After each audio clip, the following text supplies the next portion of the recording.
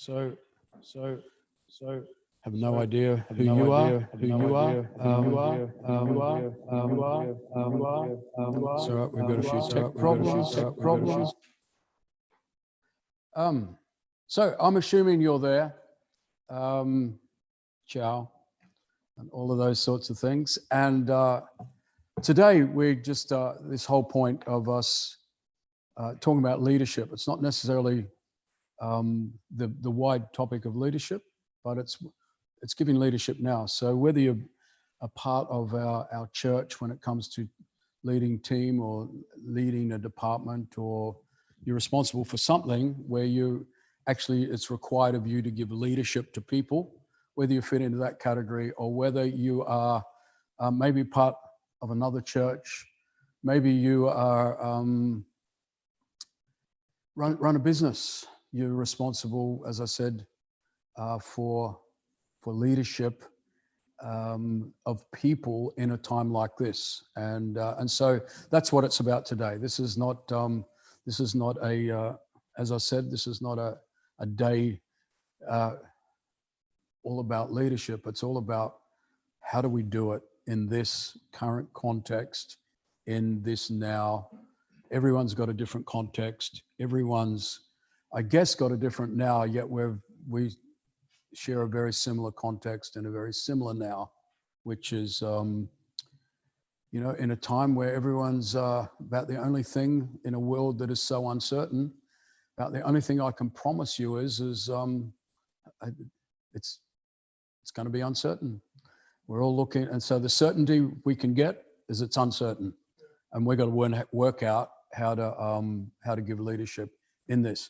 So Anna Lobach, who's I don't know how to describe you, who's an awesome member of our church, one of the volunteers in the life of our church that from a volunteer capacity, I know in church life at the moment, there's been so many people that have just risen to the challenge in pretty amazing ways. And Anna has done that. And at the same time, as a professional, she's right at the, well, I'd say right at the forefront, working with a lot of major companies on how do we give effective leadership and management now. So why don't you, have you got a microphone? Yeah? I do. It's on me. And I hope. Right. And I hope it's on. Give some context, right? So we've got you. And yeah, sure. Hi, everyone. So first of all, about me, for those of you who don't know me, I'm a psychologist and an executive coach, and I also run a company called Turning Point Leadership here in the UK.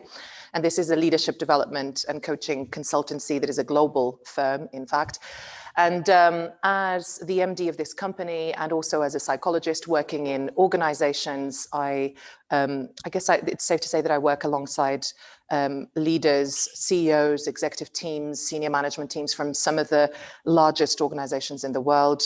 And I'm hoping that I'll be able to share with you today some of the lessons learned from lived experiences over the last 7 months, in particular on what it takes to lead now. Yeah, because that's a big challenge, right? Yep. Anyway, there's lots we could say about trying to give leadership now. Yep. So who else is part of this? Because I'm going to make in a moment, my contribution is, I've got a few things that I sort of jotted down that maybe one thought. Yeah. And then I'm going to hand over to the experts who are working with some ideas that that are going to help us. So what else we got? So we also have Elvin Turner, and he will be speaking throughout the day as well. And Elvin is someone that I've known. I met Elvin in the context of what I do for work, and he's an innovation specialist He's a professor of innovation, and he's also a man of God. And I'm very excited that we get to hear from him today. He's recently published a book on innovation, which is, I think, one of the most relevant books, particularly for the season that we're in. So you're in for a treat with Elvin today. I'm super excited to have him with us. And we also have Richard Johnson, and you'll see Richard's illustrations throughout the day. Now, he's such a big deal. I'm so excited that he's with us. He's worked for Star Wars, for all sorts of incredible Hollywood productions. And what he does in these types of environments is he will be capturing visually some of the key sound bites, ideas, and actually through that, he's also contributing to what we're communicating into the learning environment and the learning experience.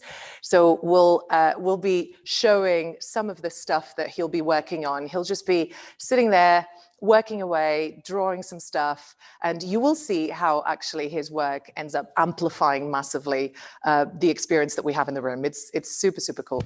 And we will also have Mal Fletcher will also be speaking as well today. And I know that Mal is known, fairly known in our community in particular, but he really speaks into, I guess Mal he has this prophetic thing, right? He's a futurist. Exactly, that's it. What is that? You'll find out. All right, thank you. Mel spends a lot of time sort of looking at where we are now and where everything seems to be heading and all of that, and just is really good at just bringing context to all of those things. So let me give you, I've got on my clock, I've got 14 minutes. Keep in mind, if you're without on Zoom or whatever the connection we're doing right now, we'll try and be very mindful of Zoom fatigue and all of that, and all of that, everything that goes with it. But I guess learning how to cope with Zoom fatigue is part of the new journey of life as well when it comes to communication. And so I know this is not on Zoom, but just still sitting there watching something when it comes to all of this. So I just maybe put some thoughts together. Just, they're not thoughts that I've just randomly just wrote down this morning. There's some thoughts that I wrote down this morning that have been swirling in my head for some time. A lot of it based on my own sense of trying to work out in this environment what and how do we go about things? What do we need to get about? How do we go about things in something that has got now seemingly no ending to this? This is now our way of life. Who knows when the end is? We're all looking for an ending. I had a conversation with my daughter this week about something, and she said, "Well, Dad, I've just decided this is never going to change. This is how it is forever, and I'm just going to live it as best I can now." And I thought, wow, I wish we could put that in a can, put a label on it and sell it. We'd make a fortune. Is there an ending to this? Who knows? But we've got to get on with the now. Yeah. And so here's just some thoughts I just wrote down. And there's some of it's questions, some of it is I guess statements. And so in this time right now, is there an unraveling taking place in so much of what we would call normal day-to-day life and culture? And is it and right in the middle of a pandemic? Has the pandemic caused an unraveling, or has an unraveling been happening anyway? And there is a pandemic that has just sped it up, highlighted it. I'm not sure, but I do see an unraveling taking place. Our biggest challenge is not to unravel with it. And so as long as we don't unravel with it, and maybe the reason we're talking about leadership is because we're going to be a part of whatever it is that actually has been a part of something that's a benefit to society. Now, whether it's your business, whether you're a church leader, your department, whatever, our big challenge is not how do we survive these things, I think, but how do we build something that actually contributes to being an answer into what seems to be a time where so many people, if you're employing people, even within yourself, people are falling apart in some contexts, and we've got to have answers. Some just questions, has this social isolation, have we been socially isolated, or have we been socially isolated? And social restriction and isolation has just revealed to us that, hey, everybody's disconnected anyway. We live in an age right now where social media sound bites are now dictating the narrative, the public narrative. And at the same time, there's this huge competition to who's got with megaphones. It's like everybody's shouting, everybody's trying to determine public narrative, and it's all coming via something like this. Are people feeling more hemmed in than perhaps they've ever been? The question is, are people prepared to trade freedom for safety? And that in itself, because inside, I think every single human being, no matter who you are, the sense of freedom is something that is wired in us. Yet at the same time, there's so much hemming in from so many different factors that there's this cry on the inside for people to be, hey, don't hem me in. I'm trying to work out how to get free of this. At the same time, we have this globalization taking place. There's this sense of tribalism that is forming. It doesn't matter where you go. People, these are my people, our community, in our community, my people, our nation. Nationalism is sort of breaking down into tribalism. The truth is, communication requires empathy. And the only way you can actually have empathy with people is actually to be present with people, yet now we're denied the ability to be present. So how do we learn how to communicate with people when the basic element has been removed from us, which is I've got to create empathy with someone, be able to, as human beings, we just don't listen, we observe, we communicate with our presence. So how do we get that that's sorted out? The problem is we're all locked down, so now we're all forming our echo chambers. How do we keep our world that we live in broad? How do we keep our worldview big? How do we become stay aware at the same time when we're being bombarded with so much that all we want to do is close down? Self-interest is the ruling thing in Western society. The autonomy of self. Read this fantastic quote. I think I'm trying to work out where I got it, so I'll give someone the credit. Might not be. I think it was Chomsky, who is it doesn't matter who Chomsky is, just Google it and you'll find out. But where they talked about he quoted some philosopher 300 years ago, I think it is, that said the result of this, the autonomy of the individual, there's been so much of Western culture, is going to result in, the end result is going to be individual against individual. And now look at the world we live in, individual against individual. There's so much polarized conflict that is taking place. Identity politics rules everything now. We take everything now and we make it political. Once political used to stand for trying to actually bring a sense of cohesion where there is division. Now political is the thing that is causing everybody to divide. There's partisanship. I want to represent what benefits me. I'm not really that concerned with what benefits everybody. It's what I represent. It's what I want to see take place. So we have this high partisan thing taking place. My subjective perspective on things, my subjective opinion is shaping facts and truths for people. Is there a crisis in resilience that is taking place? Or are we just aware that really we're not that resilient after all? But there seems to be a crisis in resilience. So all of that, come back to the autonomy thing, where we all want to be autonomous. That's part of our Western mantra. Yet now here we are, we're all got to work from home. You're out there. Some of you are my team. If you use the term my responsibility, some of you fit into my employees, and now you are completely autonomous. But it's an autonomous autonomy where you're expected to work from home. You're expected to be responsible. You're expected to, who's going to hold you accountable? There's all of these types of tensions that we have. So we have this high autonomous world that we live in, where self-interest rules, yet we now have been thrusted into a situation where everyone has to be autonomous, yet we're supposed to be all part of one thing, one company, one organization, one church, whatever it might be. These are just the things that are happening.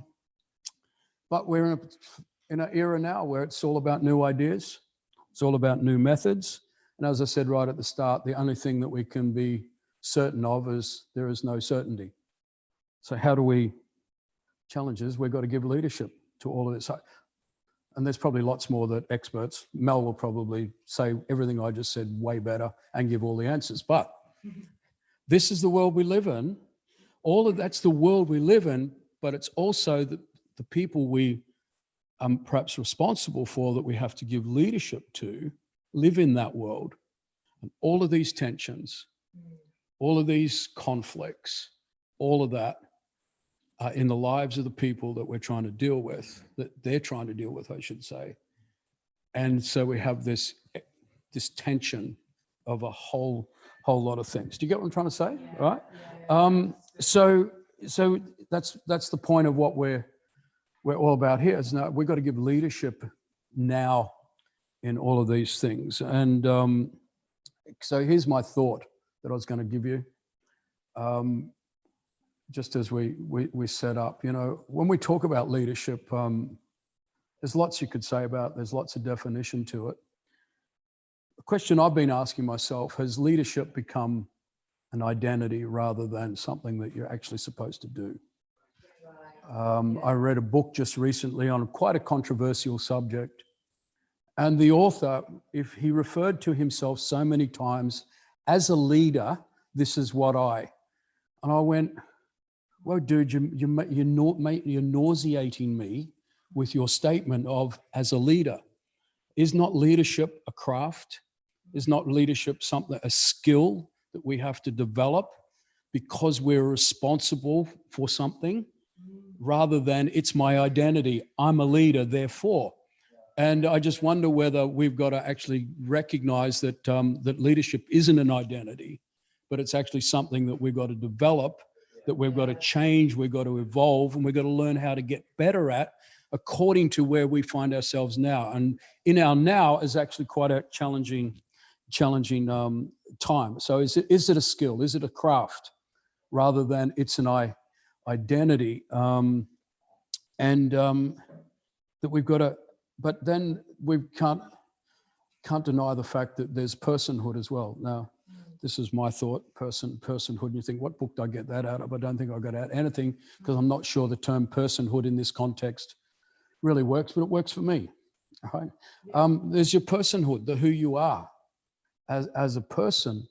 One of the things that I've become more and more aware of and watching and even watching myself is the fact that who I am is actually becoming really important. The personhood that's giving leadership. And that we might go, are we not talking about character? Perhaps we are, but just think of the personhood, the type of person I am. What is my motivation for this? And let me give you just a quick thought, and maybe it's about motive. As I said at the start, maybe we should be thinking about building businesses, organizations, churches, which should go without saying, that are more concerned with what we're building for the benefit of the whole than what we're doing for the benefit of our existence. In other words, is what's going to be required of leadership now people that are thinking about, we're trying to actually do something that's going to benefit society.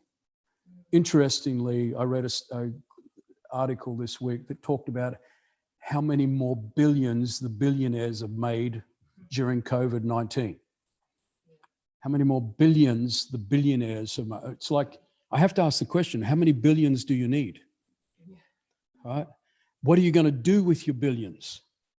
Or is it maybe out of all of this that we could end up with a whole lot of people who are going to say, you know, I'm trying to do something to benefit the world I live in, to fix the world, make the world a better place, challenge perhaps the systems, all of that, and go and say, hey, what are we going to actually contribute? You know, if I just take Bible for a moment, in Matthew. Now, first, let me go context of Matthew, Gospel of Matthew. There's 4 Gospels, though each written through a different filter. Gospel of Matthew was written primarily to what we might call the people group that Jesus was a part of, that were expecting a Messiah to come and rescue them from an occupying force. Now, you know, for the Bible scholars, I didn't go deep enough and broad enough, but I don't need to for this context, right? So if you think about that context, and then you think about some of the things that Jesus said and did, he was the Messiah, but he didn't step in to the world system and behave how the world he stepped into was expecting him to behave. I'll give you an example. He talking about personhood, a motive. In Matthew chapter 6, verse 1, he said, you know, when you do your good things, when you give, when you do things, how about we flip it? Because culture then was, as you did things for your own benefit. You did things, you gave so that you would get a return. I'll give to you because you're going to give back to me. There was all that, which is pretty much, we're 2,000 years later, we're back to the Roman world again. But he challenged that whole thought. And he says, hey, when you do something, don't do it for the reward you get from people.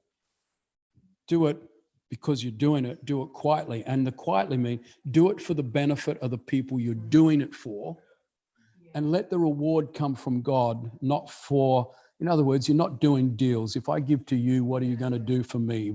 If I give, what do I get back? If I do, how does it going to benefit me? He was just completely do away with self-interest and come on, let's turn the whole Roman system upside down and say, we're going to be other people focused. He did the same thing again in Matthew chapter 20, verse 20. Where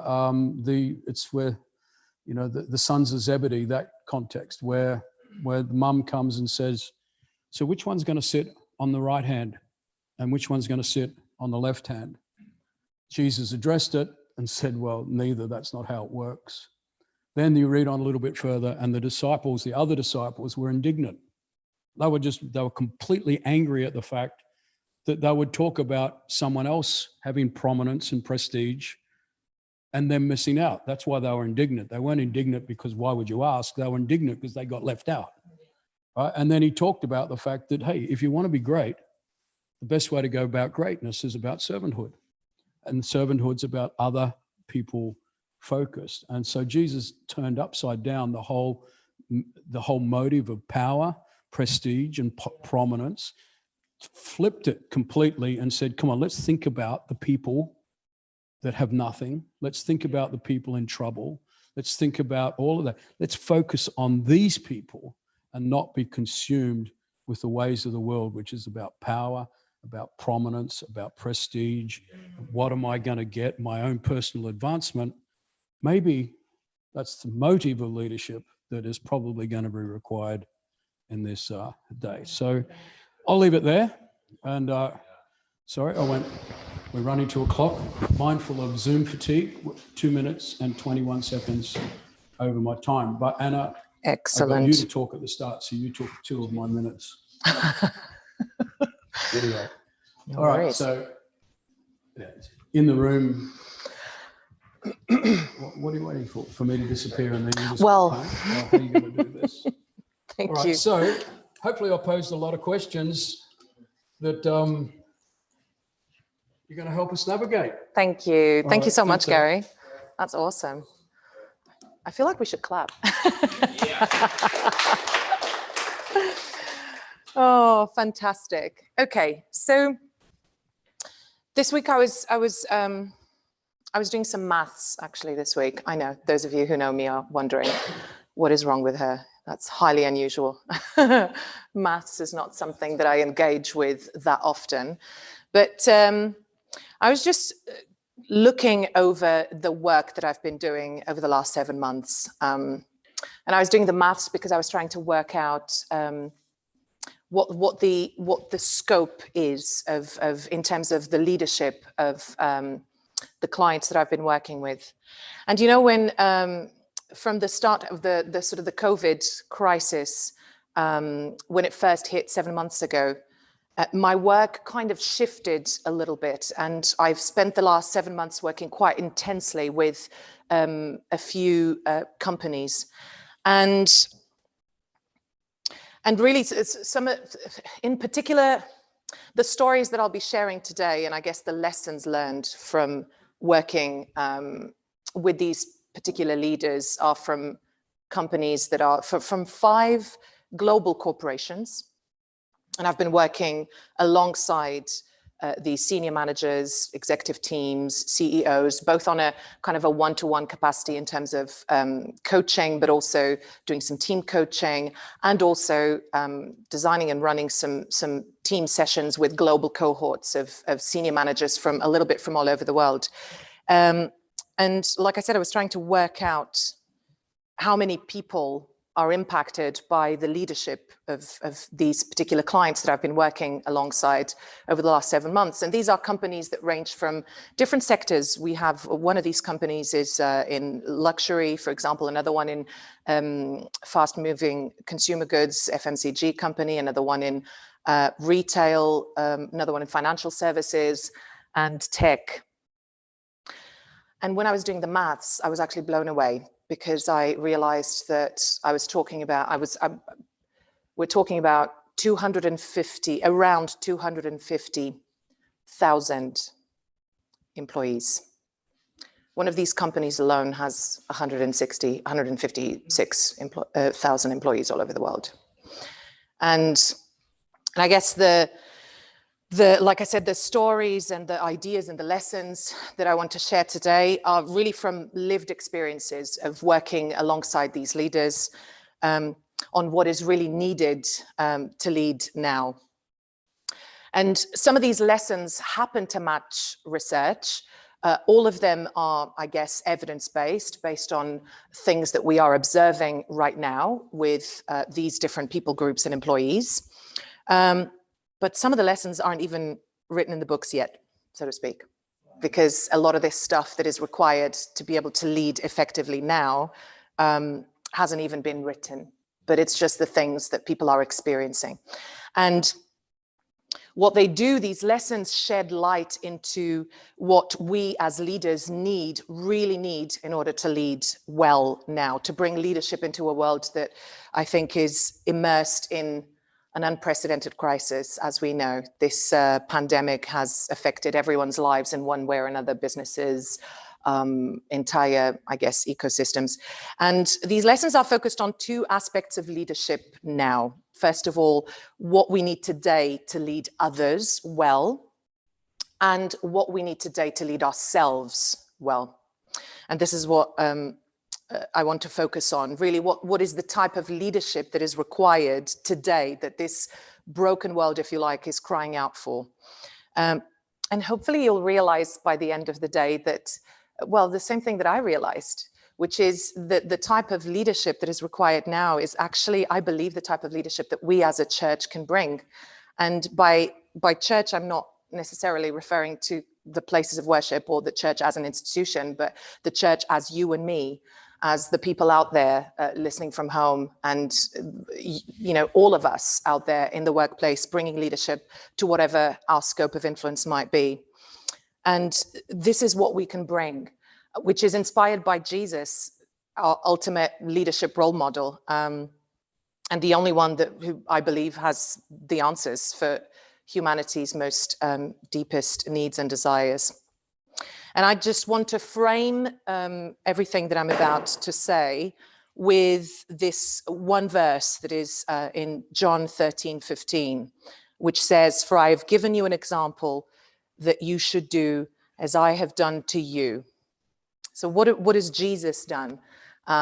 Because that's the example that we ultimately need to be following, right? So in this kind of VUCA context, like Gary was saying, so many uncertainties that the only certainty is uncertainty and change, right? And I'm sure by now everyone knows what VUCA is, but just for the sake of clarity, it means volatile, uncertain, complex, and ambiguous. It's an acronym that was first used by the US Army College when, with the collapse of the Soviet Union, and when all of a sudden there was no longer just one enemy, but actually the scenario was completely volatile, uncertain, highly complex, highly ambiguous. And in this reality where so many things are changing and they're constantly changing, I think we as leaders need to understand the things that will never change. And because there are things that will never change, probably. And there are things that haven't changed, at least we can say the things that haven't changed. And these are our needs, our fundamental needs, our need for purpose, our need for inspiration. I'm trying to get away from the screen. Sorry, it's this way. And our need for connection. And I want to start by picking up on the need for connection. And I would argue that one of the things that I'm realizing the most from back to those 5 global companies that I'm working with and back to those leaders from these particular organizations, what they find is that what is needed the most right now in order to be an effective leader is to be more human. And what does that mean? Being more human means displaying some of these behaviors or skills or qualities, if you like: empathy, authenticity, and openness. Now, this isn't new, right? This isn't particularly new. We already knew the importance of empathy and particularly the importance of social connection for human beings. In fact, neuroscience research has been highlighting some fascinating patterns in brain activity when it comes to social connection, and these aren't new. But again, for the sake of clarity, just so we can all be on the same page when it comes to, you know, the stuff that is needed the most right now in organizations, this one actually matches existing research. Lieberman, for example, back in 2013, published some fascinating research on the brain responses to social pain and social reward, for example. And he found that social pain, such as peer rejection, is so similar to physical pain that it can actually be reduced with painkillers. The brain experiences rejection from peers or from leaders or from colleagues with exactly the same neural activity as you would experience physical pain, to the point where you can take a painkiller, take some Calpol and it'll go away. So this kind of intensity, and the same can be said by social acceptance. So what we also find in the same research from Lieberman is that the way you experience social acceptance is so strong that from a very early age, we instinctively learn to mind read, literally. We mind read people around us just so we can adjust our behaviors to be able to fit in. Another interesting research study on empathy, and particularly the neuroscience of empathy, showed that when, did I say empathy? That was interesting, empathy. When we witness what happens to others, we don't just activate our visual cortex, right? We're seeing something, it activates our visual cortex, but actually there's a guy named Christian Keizers from the Netherlands Institute for Neuroscience in Amsterdam, and Keizers and his team found that actually when we witness someone do something, particularly if we witness someone's actions of, you know, if someone experiences pain or even pleasure, we activate our own emotions and sensations exactly as if we were, you know, in the moment, feeling the same thing. So it can trigger parts of the same neural networks responsible for executing those actions and experiencing those feelings firsthand. So all this stuff isn't new. We already had some research on this, but I just want to go a little bit deeper on what this actually means for us as leaders and what we need to do in order to adapt now our leadership to kind of address the fundamental needs that people have right now. But you might be sitting there and thinking, what about vision? Because actually one of the things that that I realize when I talk about this with people, the leadership that is required today, most of my clients have said to me, Anna, what's interesting is that I thought that what I needed the most right now was vision, right? Because when we ask people, what are the characteristics of great leadership? What is a good leader? What does a good leader look like? Oh, it's vision always comes up, because vision inspires and moves people. A vision energizes and engages people. A vision gives people direction and hope. A vision holds your imagination captive. However, I would argue that this enchantment with vision, when you're in a crisis, can actually create a bigger problem, which is what I call a disembodied conception of leadership. And I'll explain this. What's interesting about vision is that it can ignite people, it can ignite us, but it can also burn us out completely. In fact, we often end up sacrificing our own bodies in the pursuit of all different kinds of visions, right? And sometimes we even celebrate that. We're completely sold to the vision. I'm just going to be very honest today, by the way, and I might say some stuff that could be challenging and maybe some things that you might even disagree with. I'm really happy with taking questions and comments. And I really hope that this can challenge you, just like it has challenged me as well in terms of my own leadership paradigms and thoughts.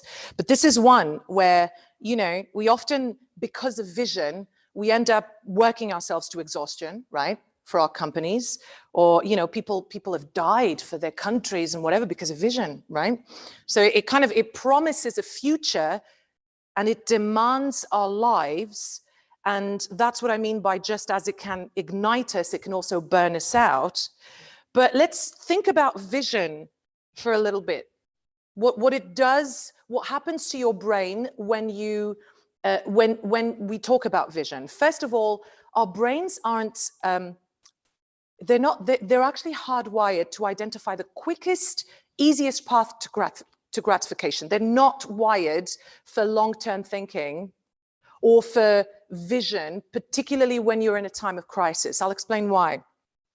Did you know that when you think of yourself in a dramatically different future state from where you are today, in your brain, it's like you're thinking about a stranger, literally. You might have an idea of who that person would be, how they would think, how they would act and feel, but today they are so far removed from your current reality that there is no immediate connection. It feels very intangible. This means that for you, if you're trying to cast vision right now in the midst of uncertainty, when your people feel like they're in the middle of a crisis, you're describing something that doesn't yet exist. And the more change that is required in that particular vision that you're trying to present, the more distant and imperceptible that future organization or whatever it is that it's in your vision that you're trying to sell, the more distant it will feel. The people listening, the ones that need to buy into that vision, the ones that need to tactically help you move the business towards it, they will have serious difficulty envisioning that reality and connecting with it. Why? Because their brains, like yours, are predisposed for immediate gratification with minimal effort. So they'll start looking for an escape. It'll feel different. The stage is set for failure. So when a leader's appeal, especially in a time of crisis like we're in today, when a leader's appeal rests on vision alone, your leadership is not whole. And the limitations of that visionary leadership become painfully obvious in times of crisis, uncertainty, or radical change. The truth is, crises test visions, and most of them don't actually survive. Take the coronavirus pandemic. Who had something like that in their 2020 vision? No one, right? And what's interesting about vision also is that, you know, if you're in a real crisis, for example, if there's a fire in a factory, or a sudden drop in revenues, or a natural disaster, or a worldwide pandemic. You don't really need a call to action, do you? You're already motivated to move. What you really need, especially from leaders and from each other, is a type of holding so that we can move purposefully. And if you're taking notes, I would write holding down, because that's what we'll be focusing on next a lot. What do I mean by holding? Now, holding is interesting. It's a much more kind of obscure and seldom celebrated facet of leadership than vision, but it's no less important. And in fact, I would say that when crisis hits, it becomes essential. So what is holding? In psychology, the term has a specific meaning. It describes the way another person, often an authority figure, contains and interprets what's happening in times of uncertainty. And what does containing and interpreting mean? Containing refers to the ability to soothe distress. And interpreting refers to the ability to help others make sense of a confusing situation or predicament. What I found, back to my clients and the people that I've been working alongside over the last 7 months, what I found in these organizations is that in groups where leaders can hold their people, and by the way, I'm not talking literally holding, especially in a world of social distancing. Although we could talk about that and the benefits of actual holding in touch, but that's not what I'm talking about. I'll explain, I'll get really practical very shortly in terms of what I mean by that. But in groups where leaders are holding their people, we see that mutual support abounds, work continues, and eventually a new vision emerges. When leaders and people cannot hold themselves, when people aren't holding each other, that's where we see anxiety, anger, fragmentation. So what do we mean by that? Being held as we work through a crisis in the moment is more useful than being told how bright the future is. I remember in the moments of crisis that I had personally over the last few years, you know, there were a few.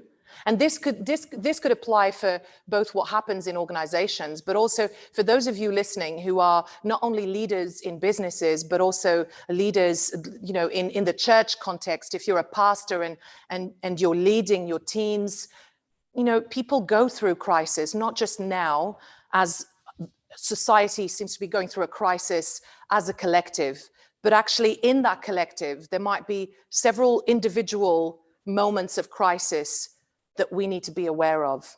And not just as leaders, but all of us need to be aware of each other and what we can do to hold each other in those moments of crisis. I remember some of the moments of crisis that I went through, especially in the last few years, how important it was for me, not necessarily to, you know, when you're in it, not necessarily to have someone telling you how amazing it's going to be on the other side of whatever it is. You know, when my husband had a cancer diagnosis last year, for example, I remember the moments that meant the most for me were the moments when I felt that people were just holding me through it, literally. I remember a conversation that I had with Elvin, actually, about this, because we worked together, and at the time I picked up the phone, and I can't even remember why I told you, but I did. And I felt like he was holding me. And it wasn't about him telling me that, you know, it's going to be okay, this and that and the other, but it was just how he helped me contain and interpret. I remember a few conversations that I had with Gary, for example, when I told you what was happening. And the first conversation that we had on the phone when I told you, which maybe you don't even remember, but I could feel how I was being held through that. And it wasn't about you telling me, you know, the future is bright for him. That's not what I needed to hear. But the way you held me and helped me contain, you know, and allowed me to, you know, it's okay. And then offered me options and solutions and, you know, here's a person you can talk to. Here's this, here's that. We need to be held when we're in a crisis. And that's more important than anything else.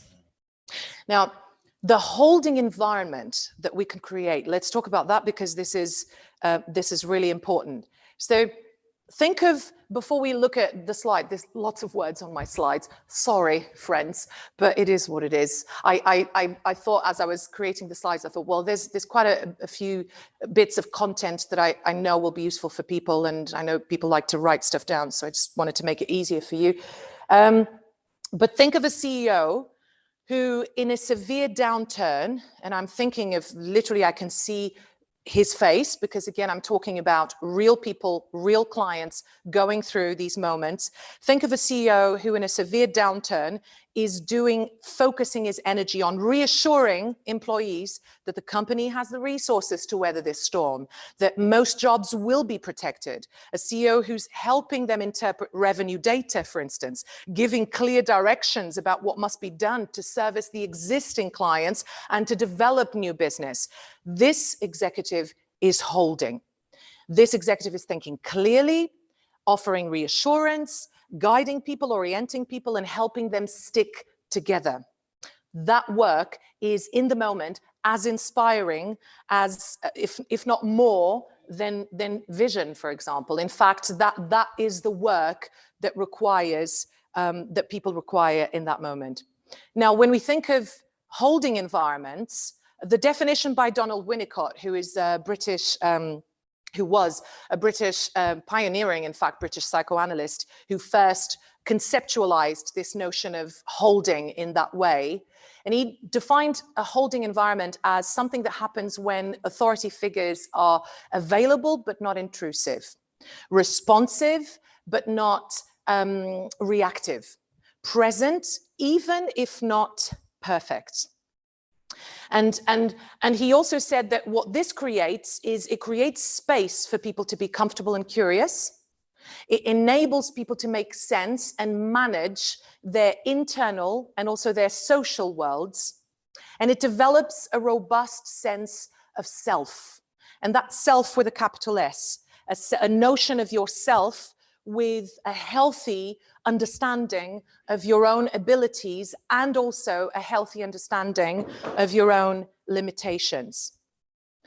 And Winnicott also found that caretakers who held children well, he was looking at how parents create this kind of holding environment, and he found that parents who created this holding environment for their children weren't necessarily sheltering their kids from distress or from, turns of fate. What they were doing was they were buffering children enough that they could process distress and helped them find words to name their experiences and ways to manage it. And good holding not only makes people comfortable, and it's not really about making people comfortable, but it's about the things that actually make us. Now, I want to go back to examples. And what's interesting about these things that I'm finding out with my clients is that then, because I'm a psychologist and because I believe in research, in a kind of a research-based approach and in an evidence-based approach, I start looking at these lessons and I go back to the research and I find some interesting studies. There's a study conducted by a team from INSEAD on the BP crisis during the Gulf of Mexico oil spill. And I found that what they found at the time was exactly so similar to what we're looking at here.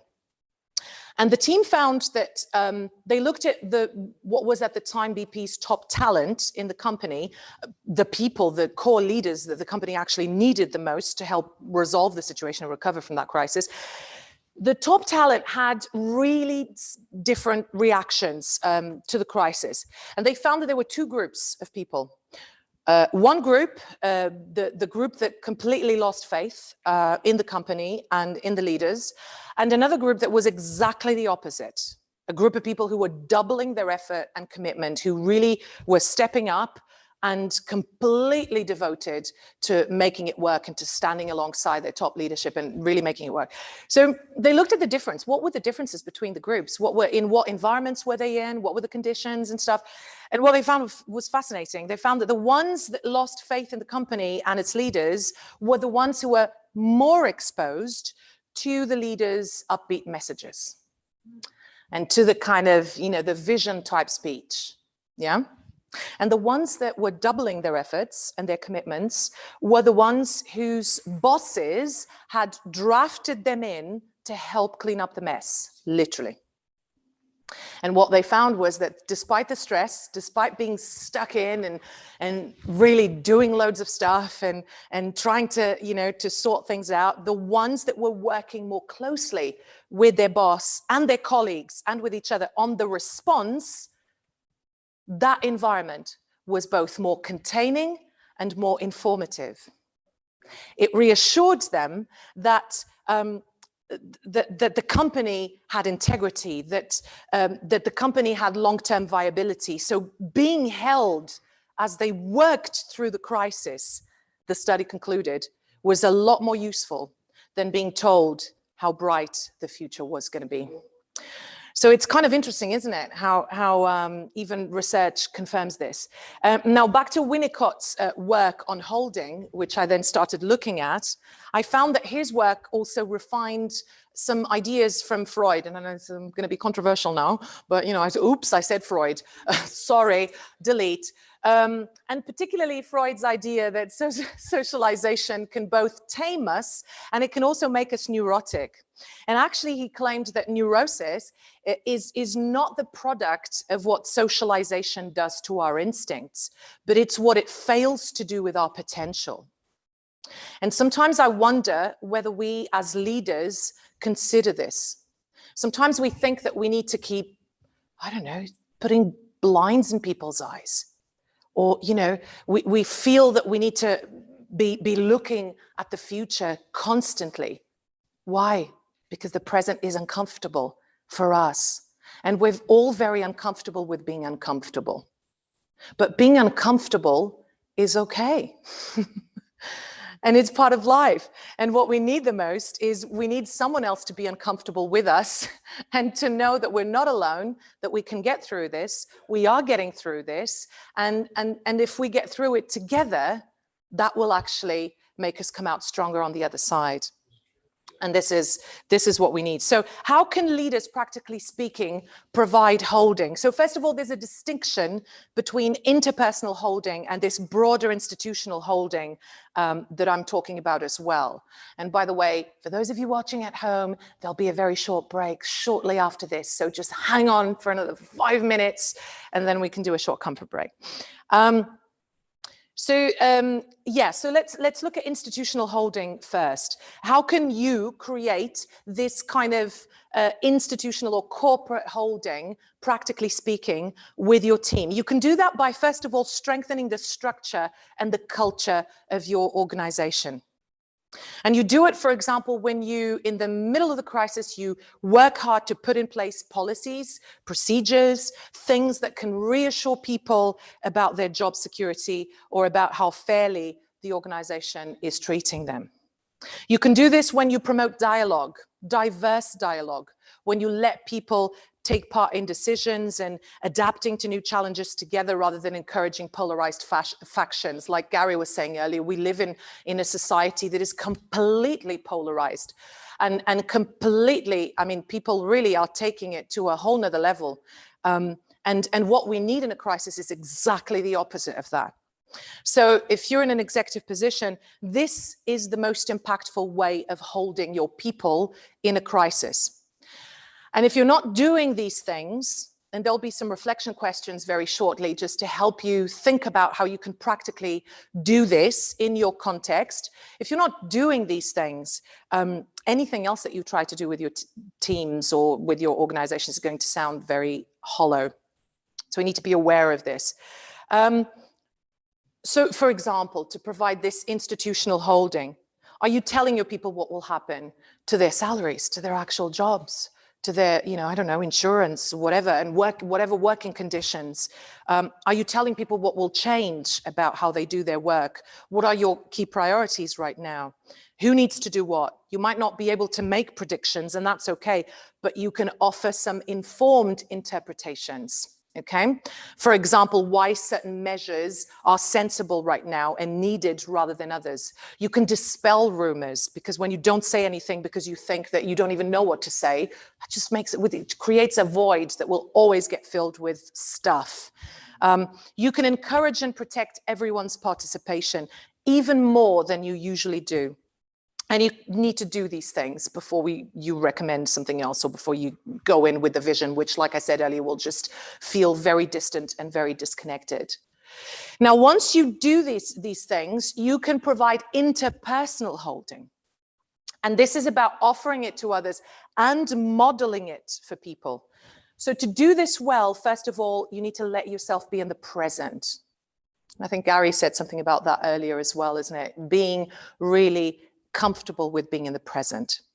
And again, you need to fight the impulse to focus on the future, because actually that's just escapism.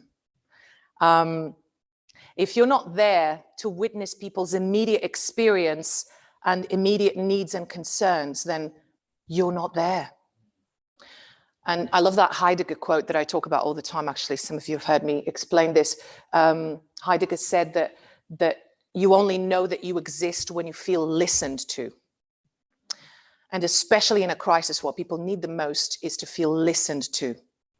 And are we as leaders listening to our people and to their experiences right now? Or is it just too uncomfortable or too awkward?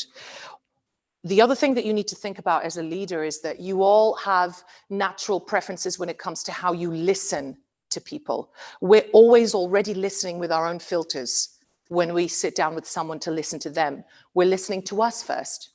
And often as leaders, especially in a crisis, we feel that we need to fix things, right? So you're listening to fix, you're not really listening to listen, to just understand and connect, even if you can't resolve the issues. So support when needed and be present, even when you can't fix things. Listen and acknowledge distress. This is so important. It's a mixture of permission and curiosity. So when you acknowledge distress, you do it with a sense of permission. You give permission to others and to yourself to feel uncomfortable. Okay? It's okay to feel uncomfortable. It's okay not to know what's going to happen next. That's fine. It's okay to feel that without being ashamed, or without being overwhelmed, or without feeling that you need to move and shake this feeling straight away. No, not necessarily. You just need to be aware. And then the curiosity to consider different ways to understand your circumstances and eventually to imagine your future. So I have some questions for you. And if you're sitting at home, I'd encourage you to kind of really think about this and write these down. So what do you need to do today to create both institutional and interpersonal holding for your people? Practically speaking, in your context, what are the things that you can do today? How can you be more present in the moment? Because I'm sure probably all of you have considered right now the obvious, which is, I need to think about the future. I need to think about the post-crisis this, and I need to, or some of you are probably doing that and still anchored in the past, in the paradigms that worked for you in the past. And we need to understand that what worked for you before is not necessarily the same thing that you need right now. And we also need to understand that what you need right now isn't in the future, it's here, today, right now. So how can we be more present in the moment? And the last one, how can you communicate in a way that helps contain and interpret? Contain, which is about soothing distress, listening, and interpret, which is about curiosity, helping people make sense of what's happening, but also being curious about the opportunities, the solutions, the different perspectives. Okay? Wonderful. Now, this is the moment I would ask people whether they need a short comfort break, because I think people at home might actually need a little comfort break. I'm not finished yet, because I have another part of my session, which is the other 16 minutes that I have left. I'm just wondering if we can pause the clock, give it 5 minutes, and then I'll come back to talk about what you need to lead the self. And this is where we're going to go into the whole piece around how you take charge of yourself, how you manage the things that only you can manage, which is yourself, your own responses, your own reactions, your own sense of ownership and accountability for what needs to be done right now. So it's all about the self-leadership piece, the next session. Is that okay? How does that sound? Fantastic. Should we do like a short little 5-minute toilet break, go make a cup of tea at home, and I'll see you in 5 minutes, yeah? Great. Wonderful.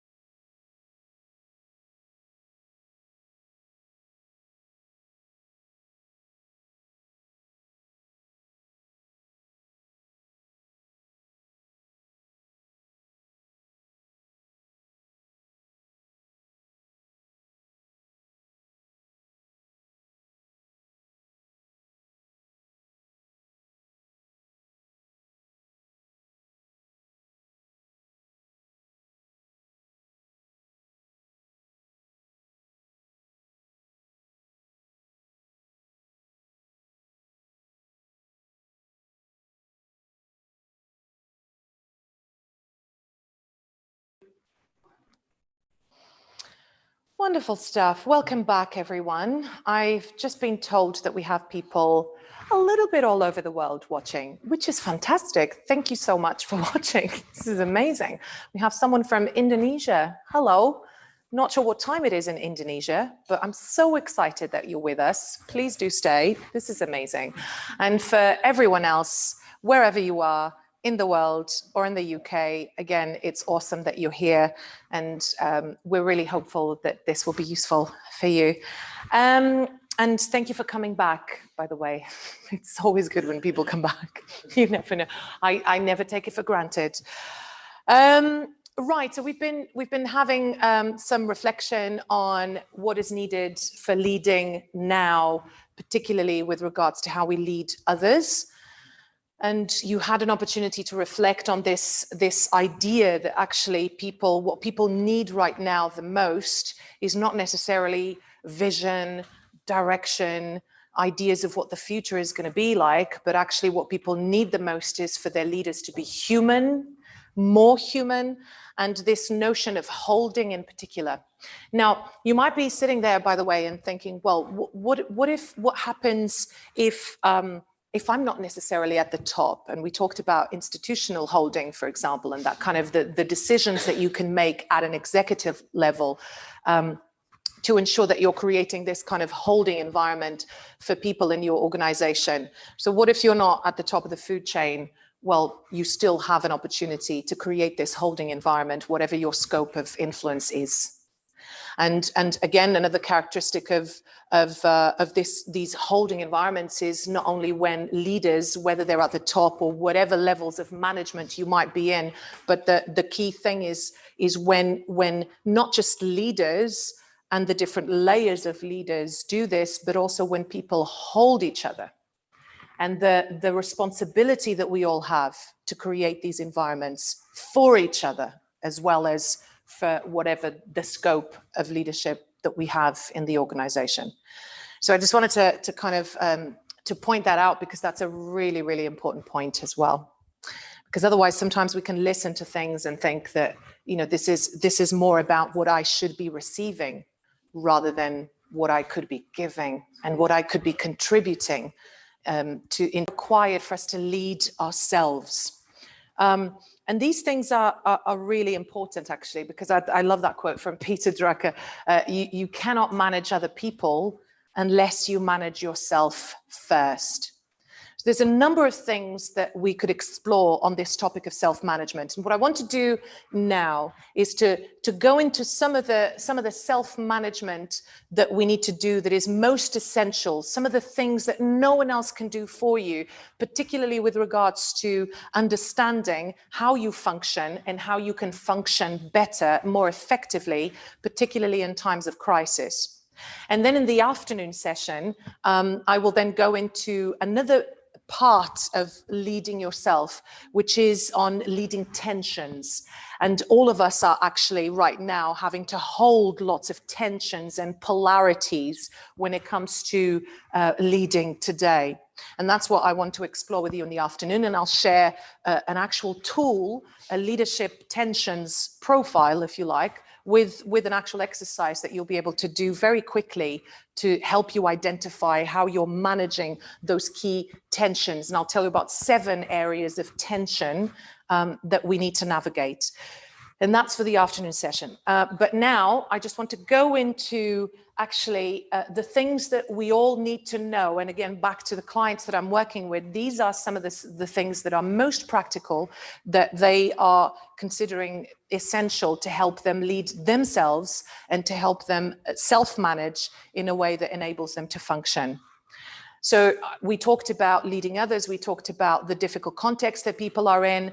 And the truth is that the amount of pressure that probably most of you sitting in the room and at home are working under right now, especially if you're in a leadership role, regardless of your level of leadership, the truth is right now we're all under a lot more pressure than usual.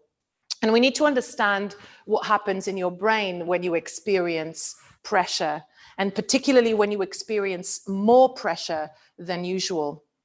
So how does stress and increased levels of stress, for example, how do they affect your behavior? How do we know if we're actually overstressed, or what's actually happening? And how do we know if this is happening to people around us as well? And we know that stress affects behavior when, there's lateness, there's absence, there's potentially relationship difficulties as well. There might be lack of motivation. People might be feeling really overwhelmed. Perhaps there's a reluctance to engage in certain situations. Perhaps there's difficulty associated with making decisions. And it's not news that high levels of stress could lead to fight or flight tendencies and behaviors, and they definitely lead to impaired cognition. We know that from a psychological perspective, increased moderate stress can actually create a healthy tension and increase your performance. And there's some great studies on this, by the way, in terms of how even Csikszentmihalyi, a Hungarian psychologist, positive psychologist, looked into the theory of flow, and he talks about this. He talks about when your activity actually is characterized by absorption and energy, and to experience flow, you do need a degree of challenge. But this is not the type of stress that I'm talking about. This is the type of negative stress that really comes from not being able to self-manage the external, your response to the external demands and to the external environment. Okay, that's what I'm talking about. And even when, again, when Gary was framing the session earlier, he talked about, the need for increased autonomy, even in the current context with remote working, for example, where everyone is having to step into this different way of working, where actually going to work is no longer necessarily about going into the office, and you suddenly have to self-manage in ways that you probably never had to self-manage before. Right? You have to manage your focus, your attention, your energy, your ability to deliver results and to perform without necessarily having being in an environment with your colleagues and stuff. So this is creating all sorts of different conditions for us, but we do need to understand how we respond.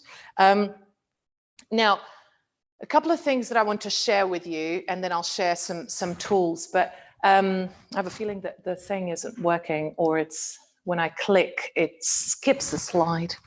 So apologies for that. Do bear with as I try to.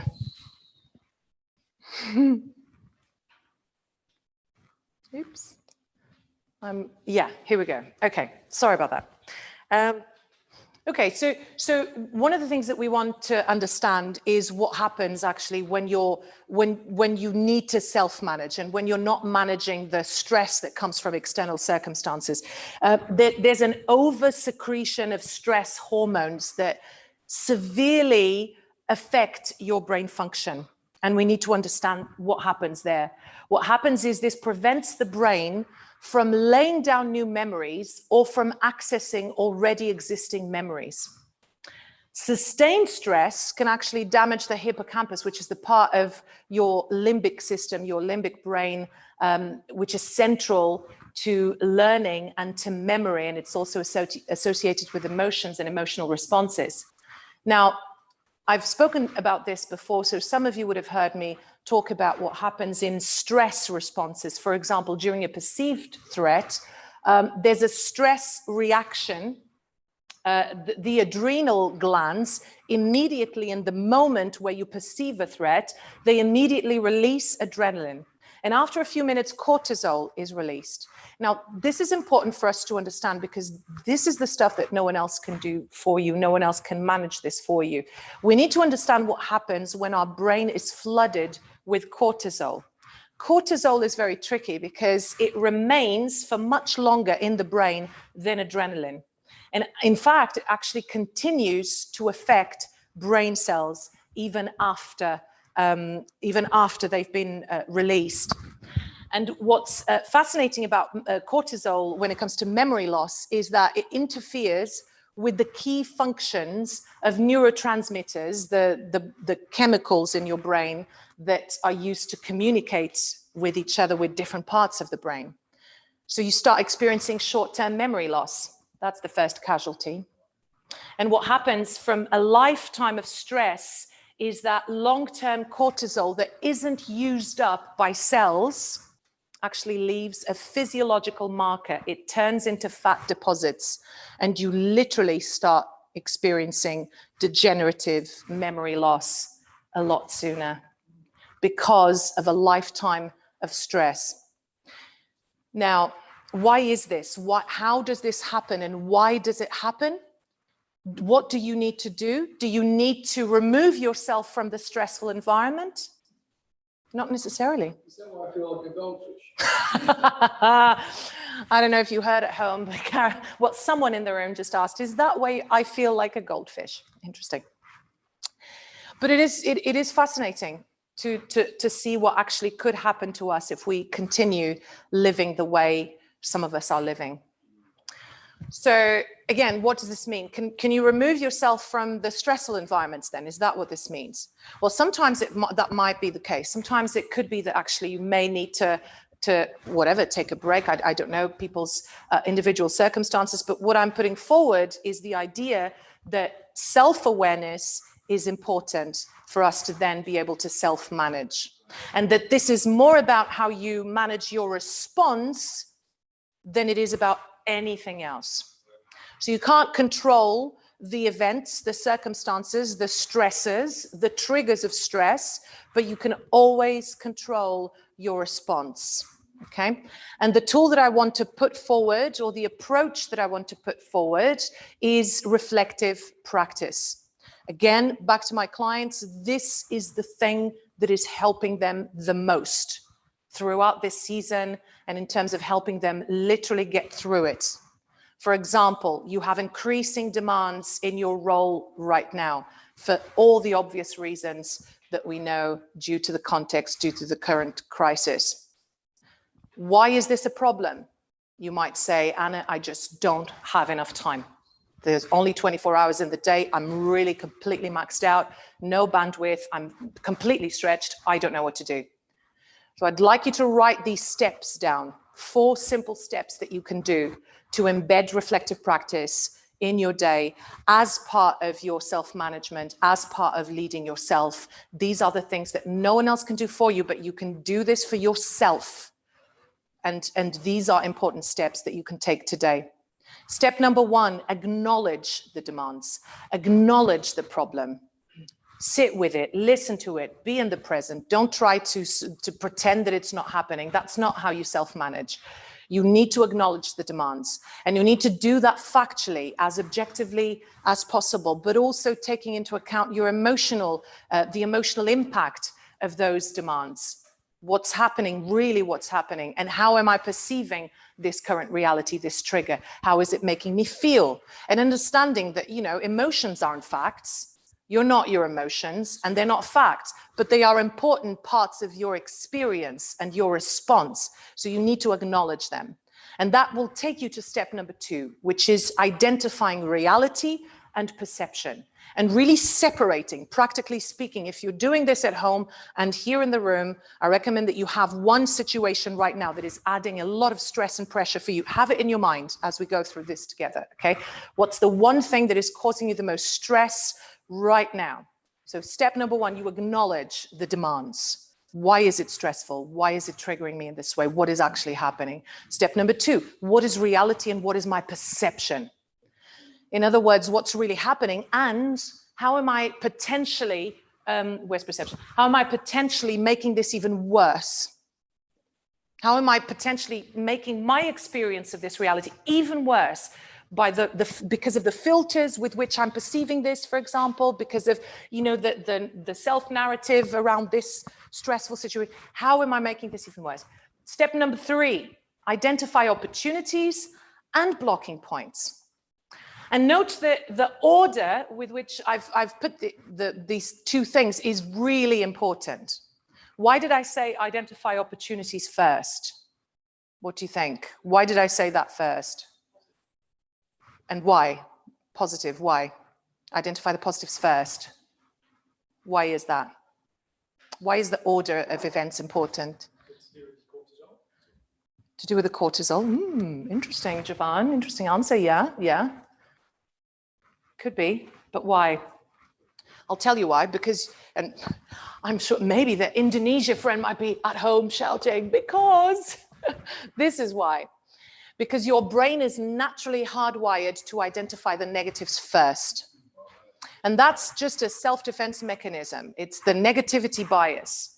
We are wired to pick apart mistakes and to look at the negatives of a situation first. Why?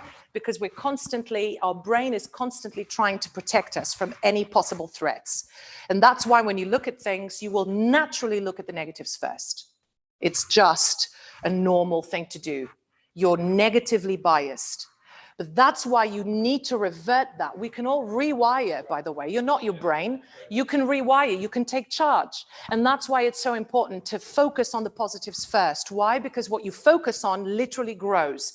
Because when you teach yourself, you train yourself, you self-manage, you teach yourself to look, to appreciate and to look for the opportunities in any given situation. When you teach yourself to look for the opportunities first before looking at the blocking points or the negatives, when you do that, you do develop a more appreciative mindset that is in turn more beneficial for you. Because when you're looking for the positives, your brain at positive is much more productive than your brain in a negative state. When you're looking for the blocking points, it's very likely that you will activate that cortisol release, Javan. So you're right.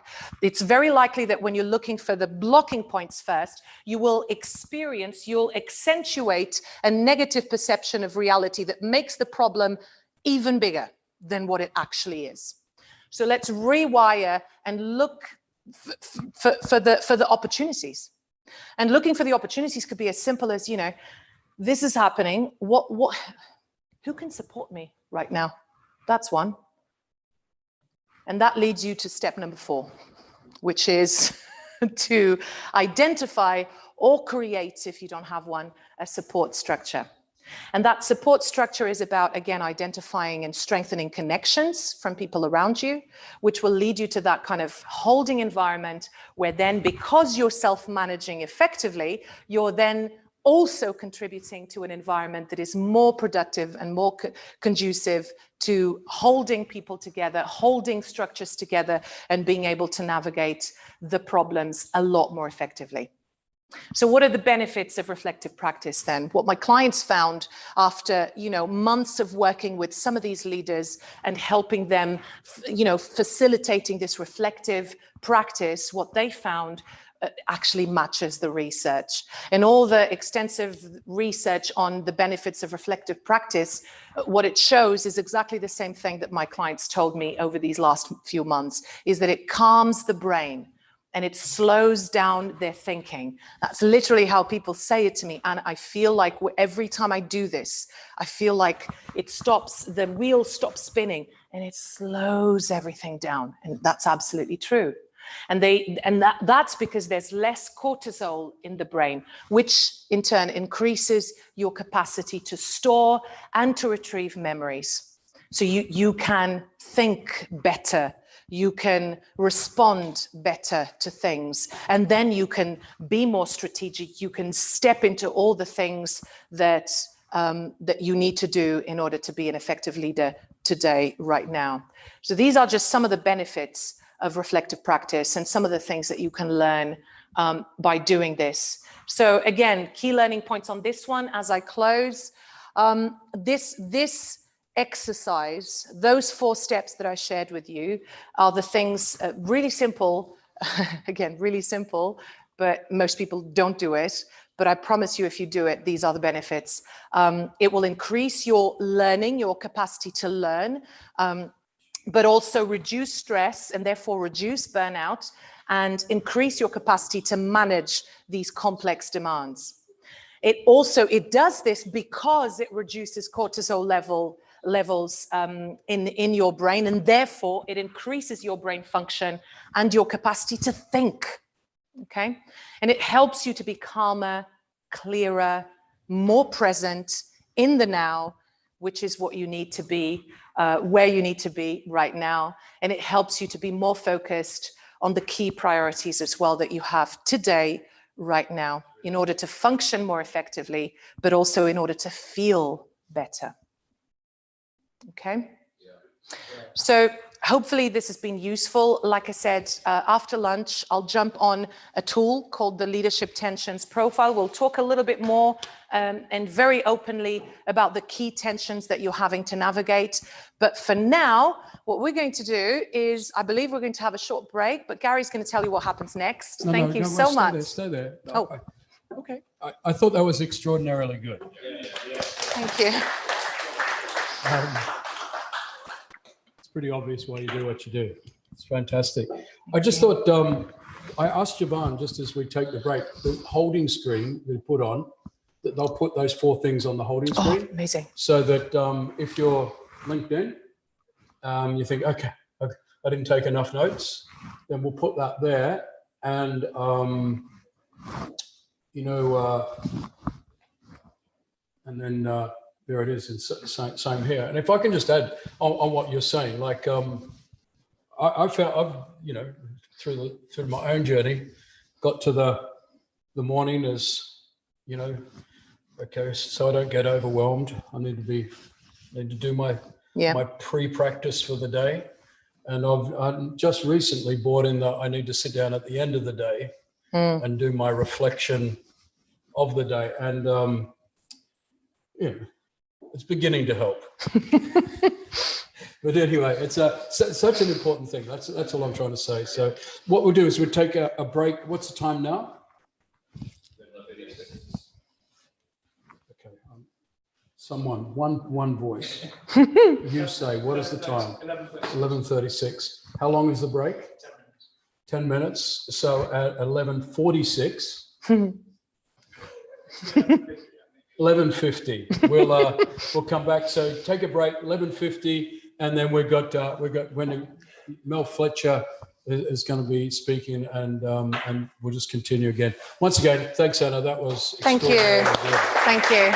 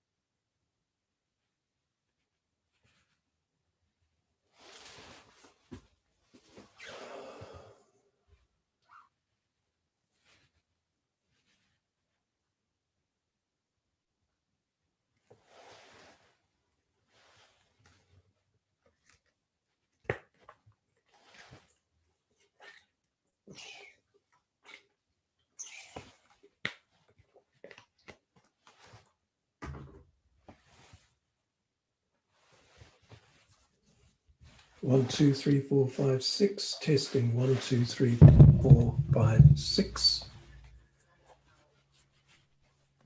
1, 2, 3, 4, 5. I can't see or hear you. Hi, Mel. Just testing if you can hear this on the audio. I can hear that on the audio. Here, and if you could keep talking so we can test the audio on this end. 1, 2, 3, 4, 5, 6. 1, 2, 3, 4, 5, 6. Testing. 1, 2, 3, 4, 5, 6, 7, 8, 9. Zoom. Got you on this end. Thank you very much. Right, can we test the screen share, please? While we're live, can you make sure you use enable? We have to do it. It's going to go on live. There's nothing we can do. So yes, we can test the screen. If you can share your screen. Yes, if you'd like to go ahead and share your screen.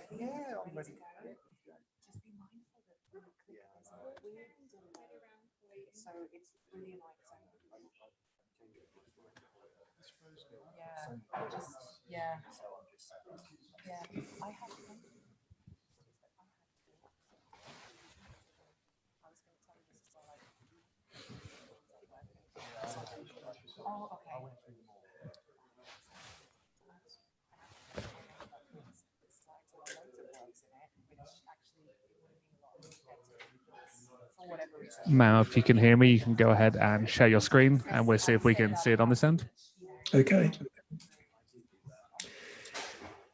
It still says that the host has disabled participant screen sharing, so I've not been enabled. I need to have co-sharing rights. There you go. That is sorted now.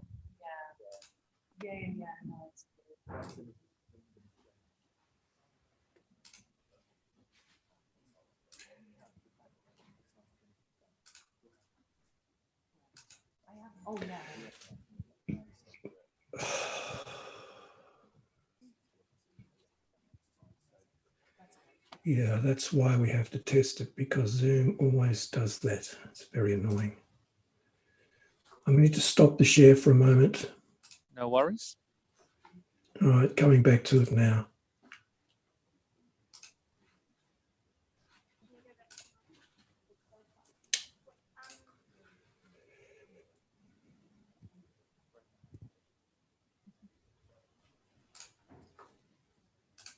Ugh, frustrating.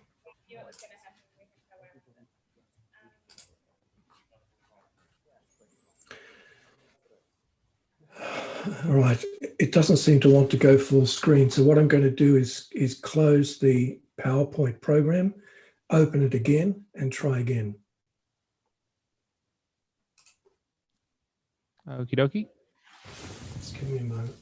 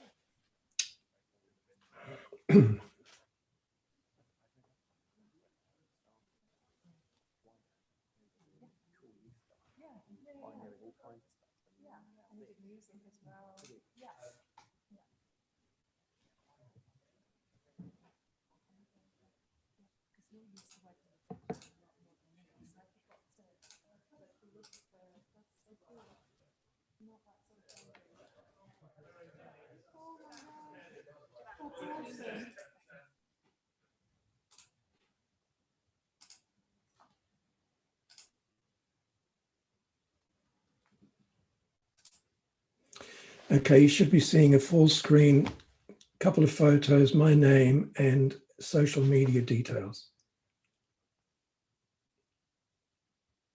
Hello?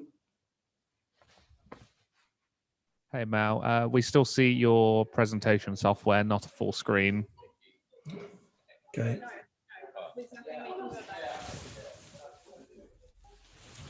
Try again. Do you see full screen now? Now I've got your full screen. Yep, that's working. Let me click a couple of slides to make sure they progress. That's the title slide now, Innovation Under Pressure. Yep, got that. The next one has Medicine 4.0. Yep. The next one has Education. And got education. All right, let me roll that back to the start. We can do this one of two ways. The way I would normally do it is start with me full screen, just a quick greeting, then screen share. But if this is a little bit tricky, we might be better to stay with what we've got at the moment. I'd say let's try with you full screen because it'd be good to see you. And I believe Jess will be in touch with some more information. Okay, and if now that you know what the slides look like, if at any point you see that something has stalled or you're not seeing it full screen, you need to let me know. We will do. We'll send a message to you. Well, a message is not so good because I'm looking in 3 directions at once then. You can just butt in and say, Mel, we can't see X or whatever. Okay. I'm not offended. Wonderful. So if you go ahead and turn your camera off, we will go and get ready to go back into the session. Well, they haven't got me on full screen now. Okay, it doesn't matter. I'll trust you with all that. I will kill this. Thanks, Mel. See you.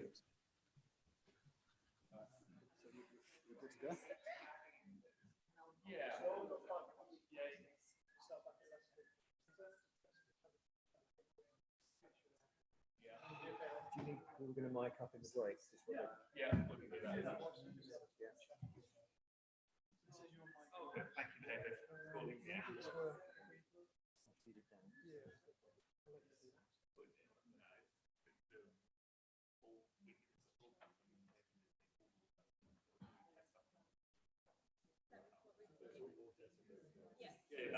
And everyone got to enjoy it as well.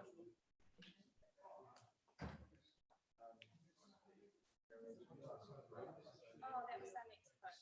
Okay, so how do we need to change?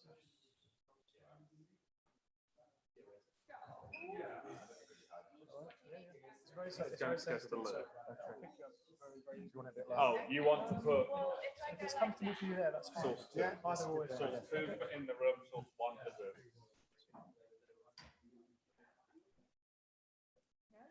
Okay, and when we're ready to go, just make sure you Right, and then Siobhan, all right.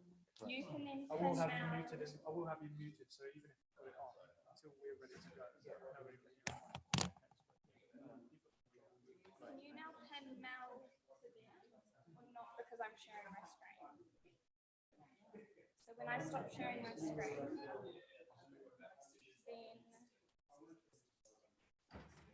it comes back full screen for my greeting. With the screen.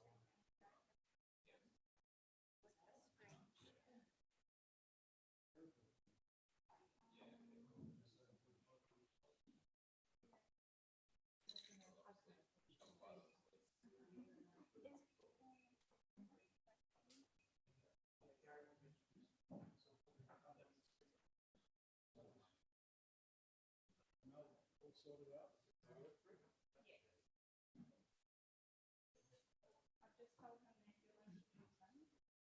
Will you want to have a conversation with him as well? And then it changes to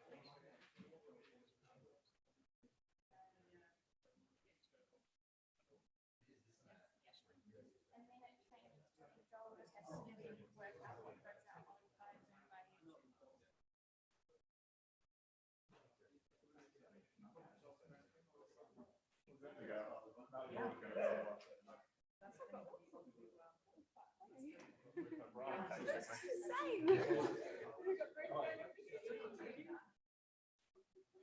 So what I do now is I'll just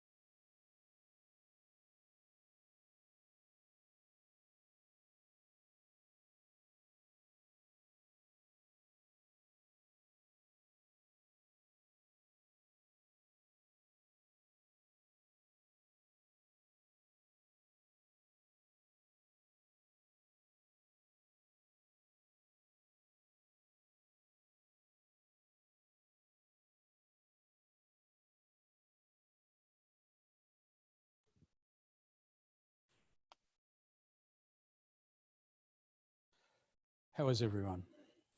Good. I guess the good thing about anyway, there you go. The good thing about what are we? Zoom, Vimeo, YouTube, whatever the stuff is going on right now. We don't have to worry about being a couple of minutes late because you're sitting at home anyway, and you're just kicking back in a comfortable chair or whatever the context is.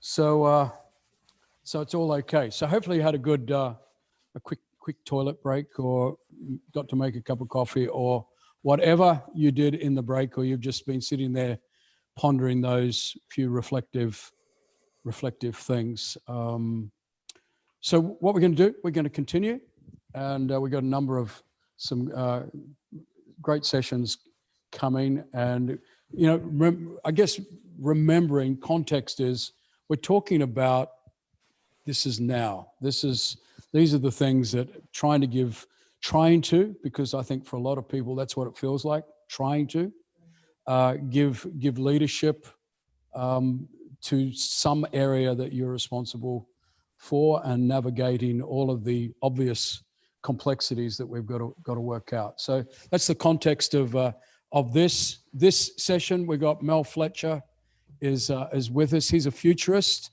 And are you there, Mel? I am, Gary. Hello. How are you? I'm very well. You look well. Can you see me? I can see you. I can see you, and you're not supposed to look better than the guest. Oh, look at that. There you go. Look at you. You look like a real intellectual there, Mel. You've got the bookshelf behind you. Today's modern intellectuals would just be zooming through Instagram to try and find something to talk about today. But you've got a bookshelf there. Shows that you are the scholar that you are. And for those that don't know Mel, I've known Mel I really can't say how long I've known him. Maybe it's 30 years. Maybe it's more than 30 years. His background, he's a futurist now. Once he starts talking, you realize what that means. And leading up to that, he is in Australia as he used to be one of the initiator and the leader of what was a youth movement in Australia in churches that I believe was one of the movements that was responsible for so much of what you'd say is the good side of church in Australia. And Mel moved to this side of the world, to Europe, I guess some 25 plus years ago. He's been living here, and he's a good friend, very prophetic. If you're a Christian watching all of this, you go prophetic, you'll know what I mean. If you're somebody who's trying to understand what we mean by prophetic, maybe in a Christian context, he's a futurist. So there's an element of looking forward into what's going on and bringing some form of clarity for everyone. So it's good to have you, Mel. And so let me pass it all over to you, yeah? Looking forward to it. Thanks. Thanks very much, Gary. Well, hello, everyone. I'm sorry I can't be there with you in the physical space, but at least we can talk using the miracle of digital tech. And I thank Gary for his very kind invitation to talk to you for a few minutes. I'm going to need to share my screen with you now, and this is where everybody who uses this particular platform always holds their breath. It should work. We hope it does. Now you should be seeing across your screen a couple of pictures and our social media addresses. I want to speak to you today on a subject I believe to be very appropriate to this moment, and that is innovation under pressure. Because whatever sector you're working in, whatever field you're engaged with, there's one aspect of our human nature that will, I believe, bring us through the COVID season and out the other side. And that is our innate human capacity for innovation, our ability to apply creativity to solve pragmatic problems. And there are some skills that can help you and I take a lead in innovation. We'll come to those in just a moment. But before we look at a few skills, let's take a moment to explore a few of the areas where innovation is most needed in our world today and where innovators are already making a huge difference. We turn first, predictably, to the world of medicine. Right now, as you may be aware, there are more than 300 coronavirus vaccine programs in development across the world. And in addition to that, there are scores of other projects looking at how to treat those who are already suffering with COVID-19. But in medicine, it's not all about COVID. We're seeing developments in new and more efficient prosthetic devices, which are designed and fitted using holographic projection and produced using 3D printers. This tech was actually perfected during the Syrian war. Nanorobotics, meanwhile, is taking major steps forward. Nanobots are microscopic machines built from the atomic level up, which can be injected with materials, chemicals, put into your bloodstream and take out harmful cells while leaving the healthy ones alone. And the latest research, which was published just 2 weeks ago on nanobots, says that we can now disguise them as cancer cells. So they can get in amongst cancerous cells, take out the harmful cells, as I say, and leave the healthy ones alone. Meanwhile, the development of new digital tools in medicine, like apps, proximity apps, for example, is raising some important questions about our civil liberties, particularly with regard to privacy and surveillance. And the big challenge here relates to technology creep. Often new technologies are used or sold to us in a way that says they'll solve certain problems, and then over time their use expands to take in activities that weren't presented to us in the first place. CCTV was a very good example of that in London. It was introduced to bring down the problem of car theft, which it did, but CCTV cameras are now used for a whole plethora of things we hadn't first imagined. So we need to keep an eye on things like that without falling into conspiracy theory territory. The problem with conspiracy theories, especially at a time like this, is that they come in clusters. If you're exposed to one, you're very soon exposed to a whole range of them. And in the echo chambers of today's online world, we come to the point where this conspiracy theory thinking becomes part of our worldview by default. So we start believing these conspiracy theories when there's no particular evidence to support them. I think that there are great opportunities for innovation with privacy. I think in the next 10 years, privacy will become a major industry. We'll see the introduction of what I call professional data architects, people who will help you craft and curate the online presence you actually want to have. There'll be opportunities too for new digital tools that hold big tech to account, that allow people to take action when a big tech company misuses their data. And these will probably come along the lines of a chatbot called Do Not Pay, which is already online. Thanks in part to COVID-19, we see huge innovation also in the education sector. Many more schools and universities are now using blended education, augmenting the socialization benefits of the classroom with lectures delivered using haptic virtual reality, holographics, and streamed content. Holographics is already being used to provide concerts with artists alive and dead, and it's used by politicians now who like to appear before more than one audience at a time. But the technology will soon become much more consumer viable, which will make a huge difference to the world of things like business travel. Meanwhile, what we call fully haptic virtual reality uses technology that fools all of the human senses. So not just sight, sound, and touch, which we're familiar with today, but in time also smell and taste. And that's going to drive the development of what I've come to call sociable media. I was talking on the BBC about this just the other day, where people have increasingly real experiences in virtual space. In terms of what is taught, we'll see education paying much more attention to training in mental health skills. So by 2030, many more schools, even primary schools, will feature entire courses on things like anxiety management and problem solving. They'll provide skills that can be self-administered based on disciplines like cognitive behavioral therapy, which will be very important for children. Our approach to higher education is going to change too, so there'll be more innovation there, with many more school leaders looking for alternatives to the very expensive university experience. In the next decade, many more companies will offer accredited study in work programs, mixing lectures and tutorial programs with in-house on-the-job training and mentoring. It's interesting this week to see the Dyson company has launched its Dyson Institute, which offers this exact type of learning to young engineers. These companies, I think, will have more applicants than they can handle because students are going to gravitate toward learning while they're in paid employment and actually learning things that will help them in their chosen profession. Let's turn then to the world of employment. In the UK alone, somewhere between 3 and 6.5 million people could lose their jobs in the eventual fallout from COVID-19. When it comes to jobs, COVID has actually sped up a process, I think, that would have occurred anyway to some degree because of the progress of Industry 4.0, riding on the back of artificial intelligence and machine learning. Even before COVID, automation was already cutting into traditional jobs and some professions like law, journalism, and even medicine. Globally, we expect something like 800 million jobs to be automated in the next 20 years, including, according to the House of Lords, some 35,000 or 35% rather of British jobs.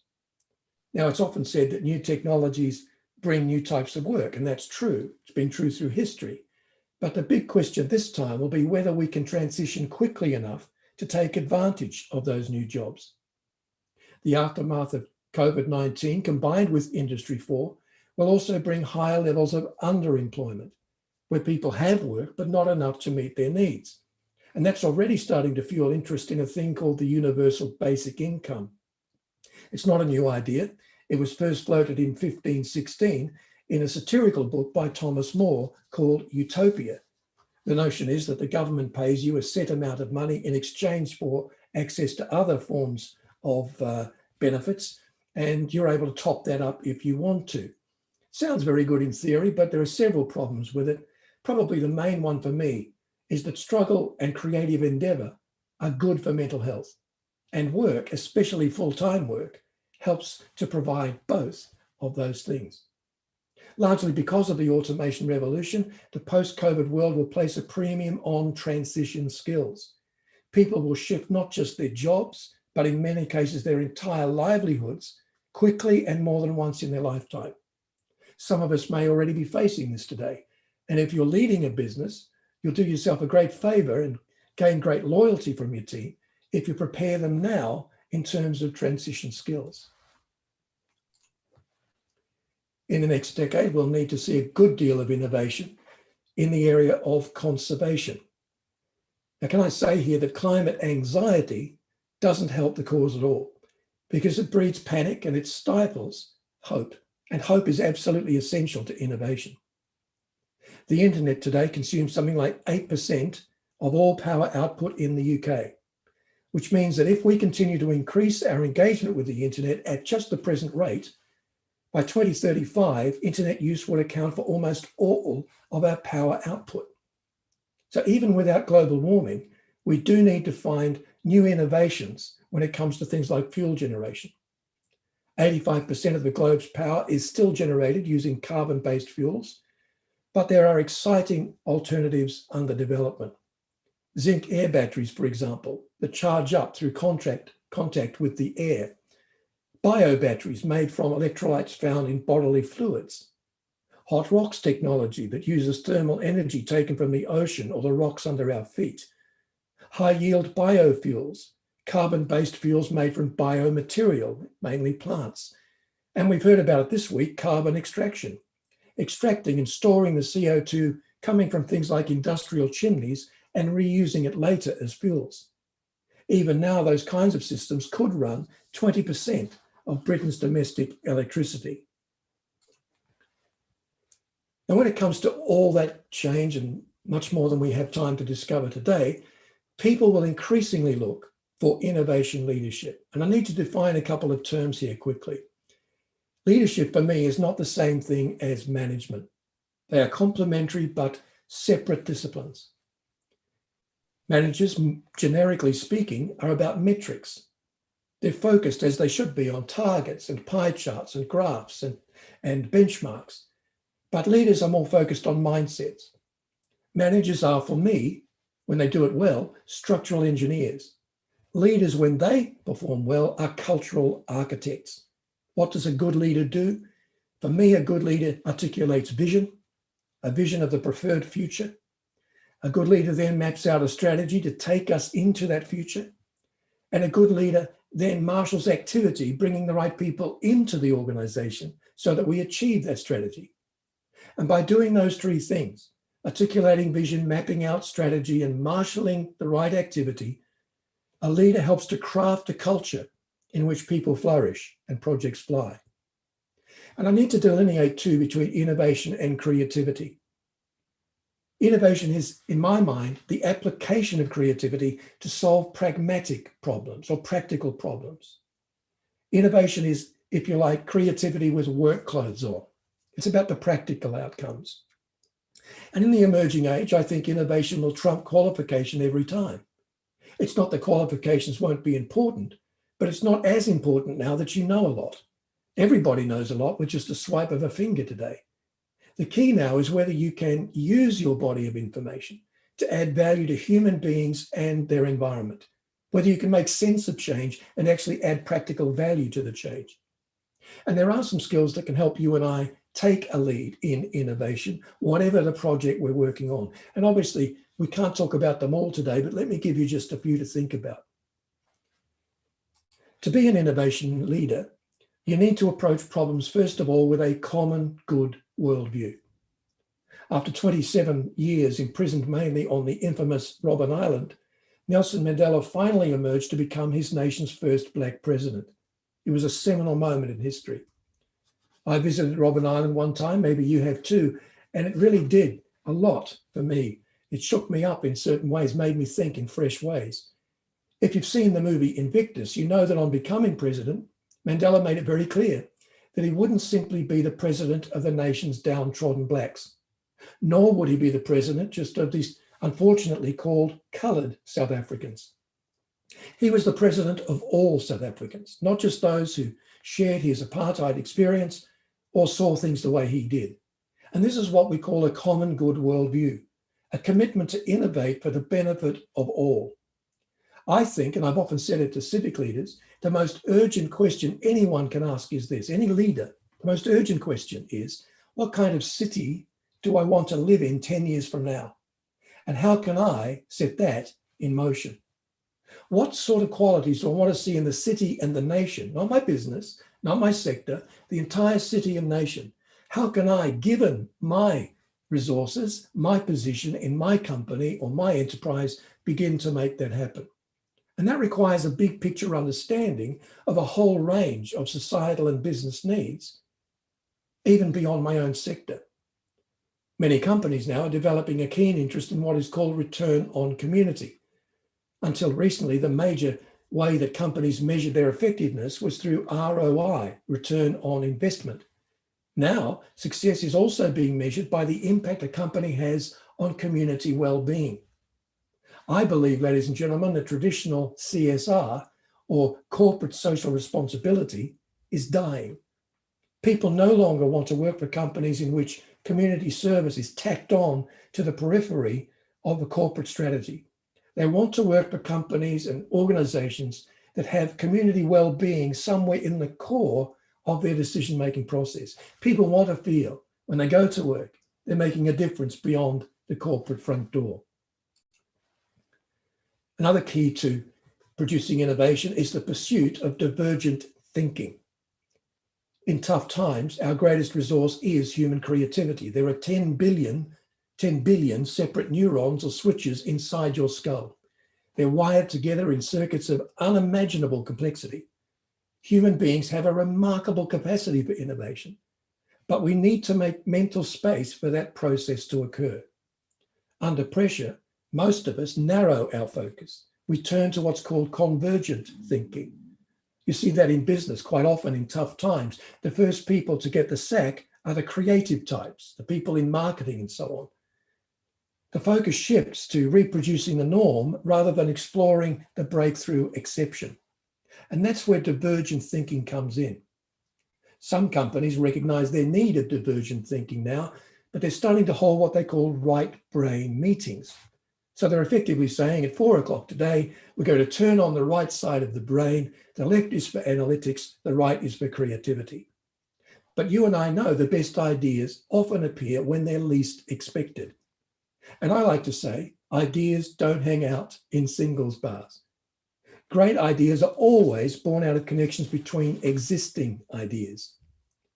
New ideas are born out of what we call in ideas theory, the adjacent possible. And the best way to illustrate that quickly is to imagine you're sitting behind a coffee table and it's covered with layer upon layer of sticky Post-it notes. And on every one of those colored notes is written a stat or a factoid or a quote, something that you've caught sight of at some time. If you sit behind that table long enough, unknown to you, your brain will be connecting those ideas to form new ideas. It may be 2 weeks later and you're taking your shower and suddenly you have an inspiration of a way to solve a problem.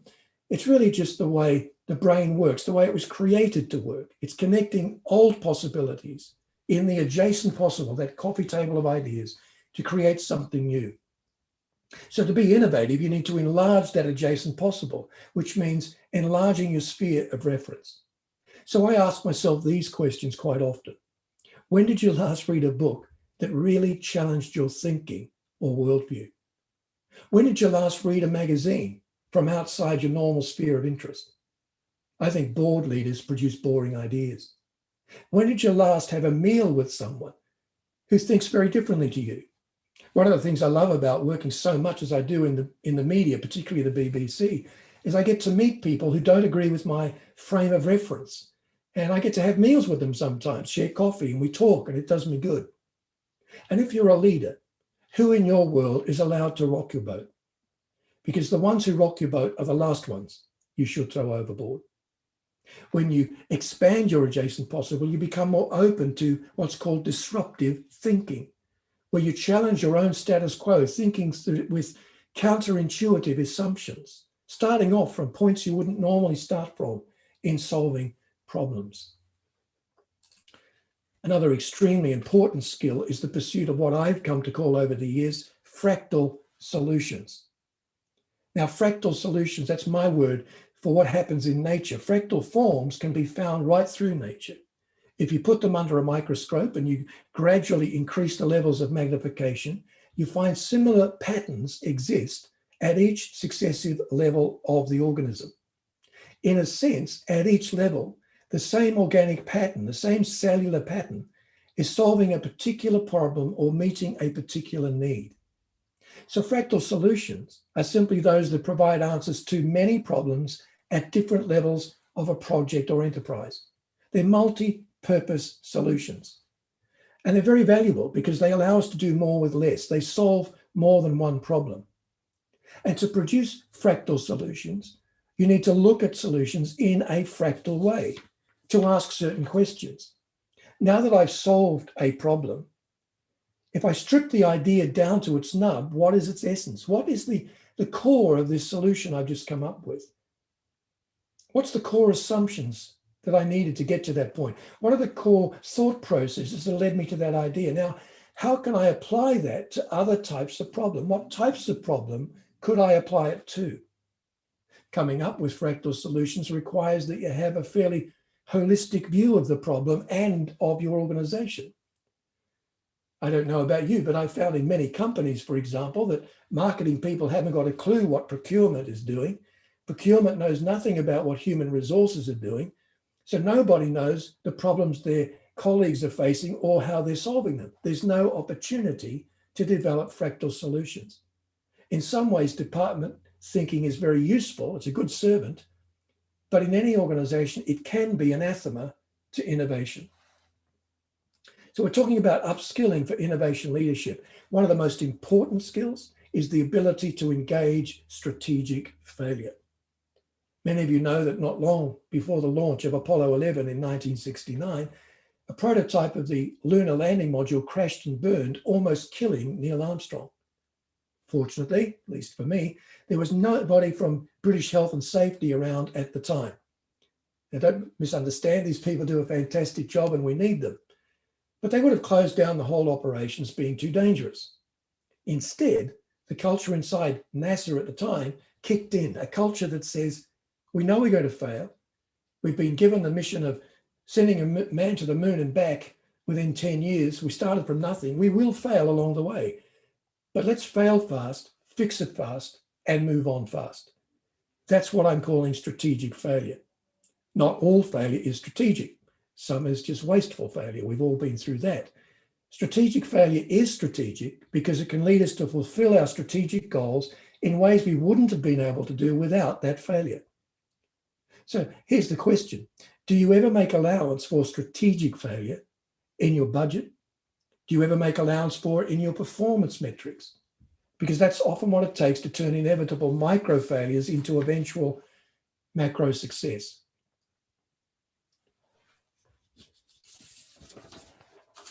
And I've just got one last innovation skill for you. You will become an innovation leader if you constantly and passionately pursue risk. Many of you know that Israel is often now called the startup nation. It has more startups per head of population than any other country on earth. And it seems that this is linked to the business culture, which is linked to the culture of the Israeli army. Most young people in Israel have to go through army service for 2 years, unless they're studying Orthodox religion. And the Israeli army has a fairly unique culture. It's a very flat culture. Officers have rank, and that is respected. But in functional terms, when it comes to finding solutions to battlefield problems, everyone is considered to be equal, and everyone's required to take equal responsibility. Authority figures are even openly challenged sometimes by their subordinates in the battlefield context if they feel their superior is doing something wrong. Army culture allows for minimal guidance from the top. Soldiers are expected to improvise, even if that means breaking the rules now and again. So the whole culture is about risk. It welcomes risk. It accommodates risk. It celebrates improvisation and risk. And when a young person leaves the Israeli army, they carry two things with them. One is a list of contacts, which is very valuable, but the other is just as valuable, if not more so. It's a culture of challenging the status quo in pursuit of the right idea, the right solution. So what's our takeaway from this session? Well, I hope that at least some of you go away with the lasting notion that innovation is the application of creativity to solve pragmatic problems. If you're sitting in a church service sometime, what you see when we do sit in them again, you'll see on stage an expression of the arts. That's creativity. But pragmatism is what you're sitting on in church. It's the solution to a practical problem.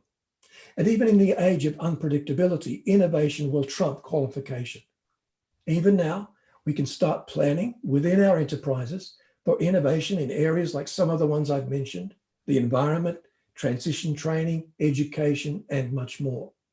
And innovation is born out of a constant commitment to a common good worldview, the idea of return on community, strategic failure, failing fast, fixing fast, moving on quickly, fractal solutions, ideas that solve many problems over time, and the pursuit of things like divergent thinking. And as I close, just a reminder, you can keep in touch with me, with us at 2030 Plus and all the resources we put out. All of my media interviews are on our website, 2030plus.com. And I'm on Instagram at Mel Fletcher, Twitter at Mel Fletcher, LinkedIn, my name, youtube.com/my name. That's it for me. Over to you, Gary. Oh.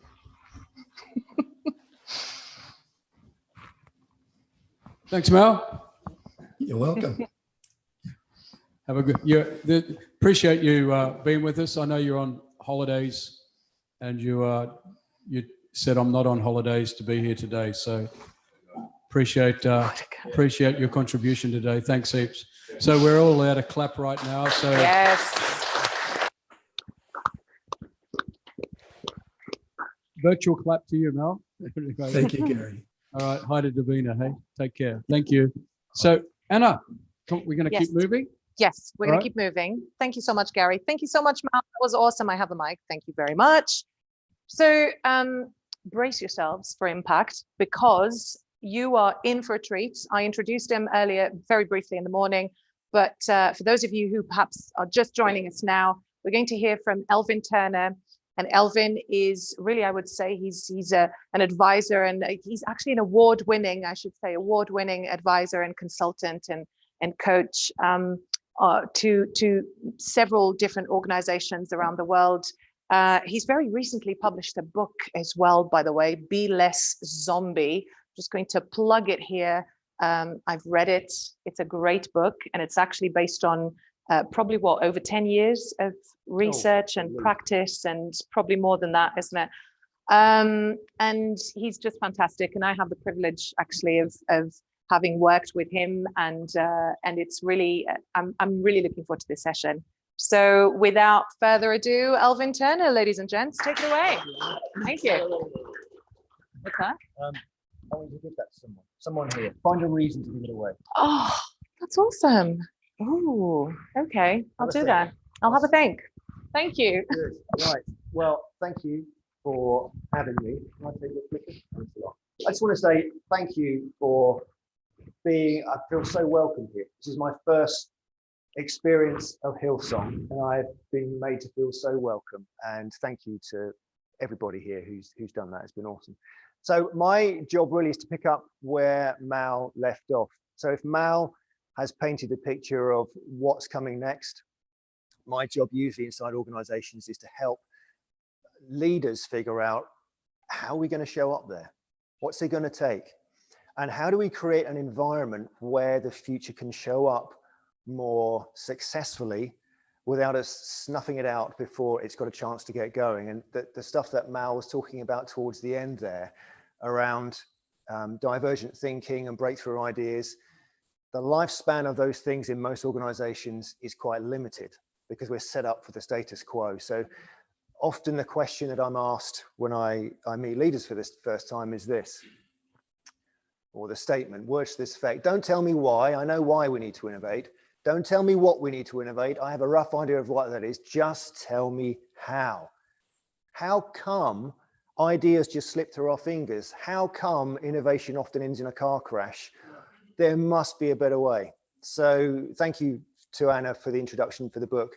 My reason for I never meant to write a book.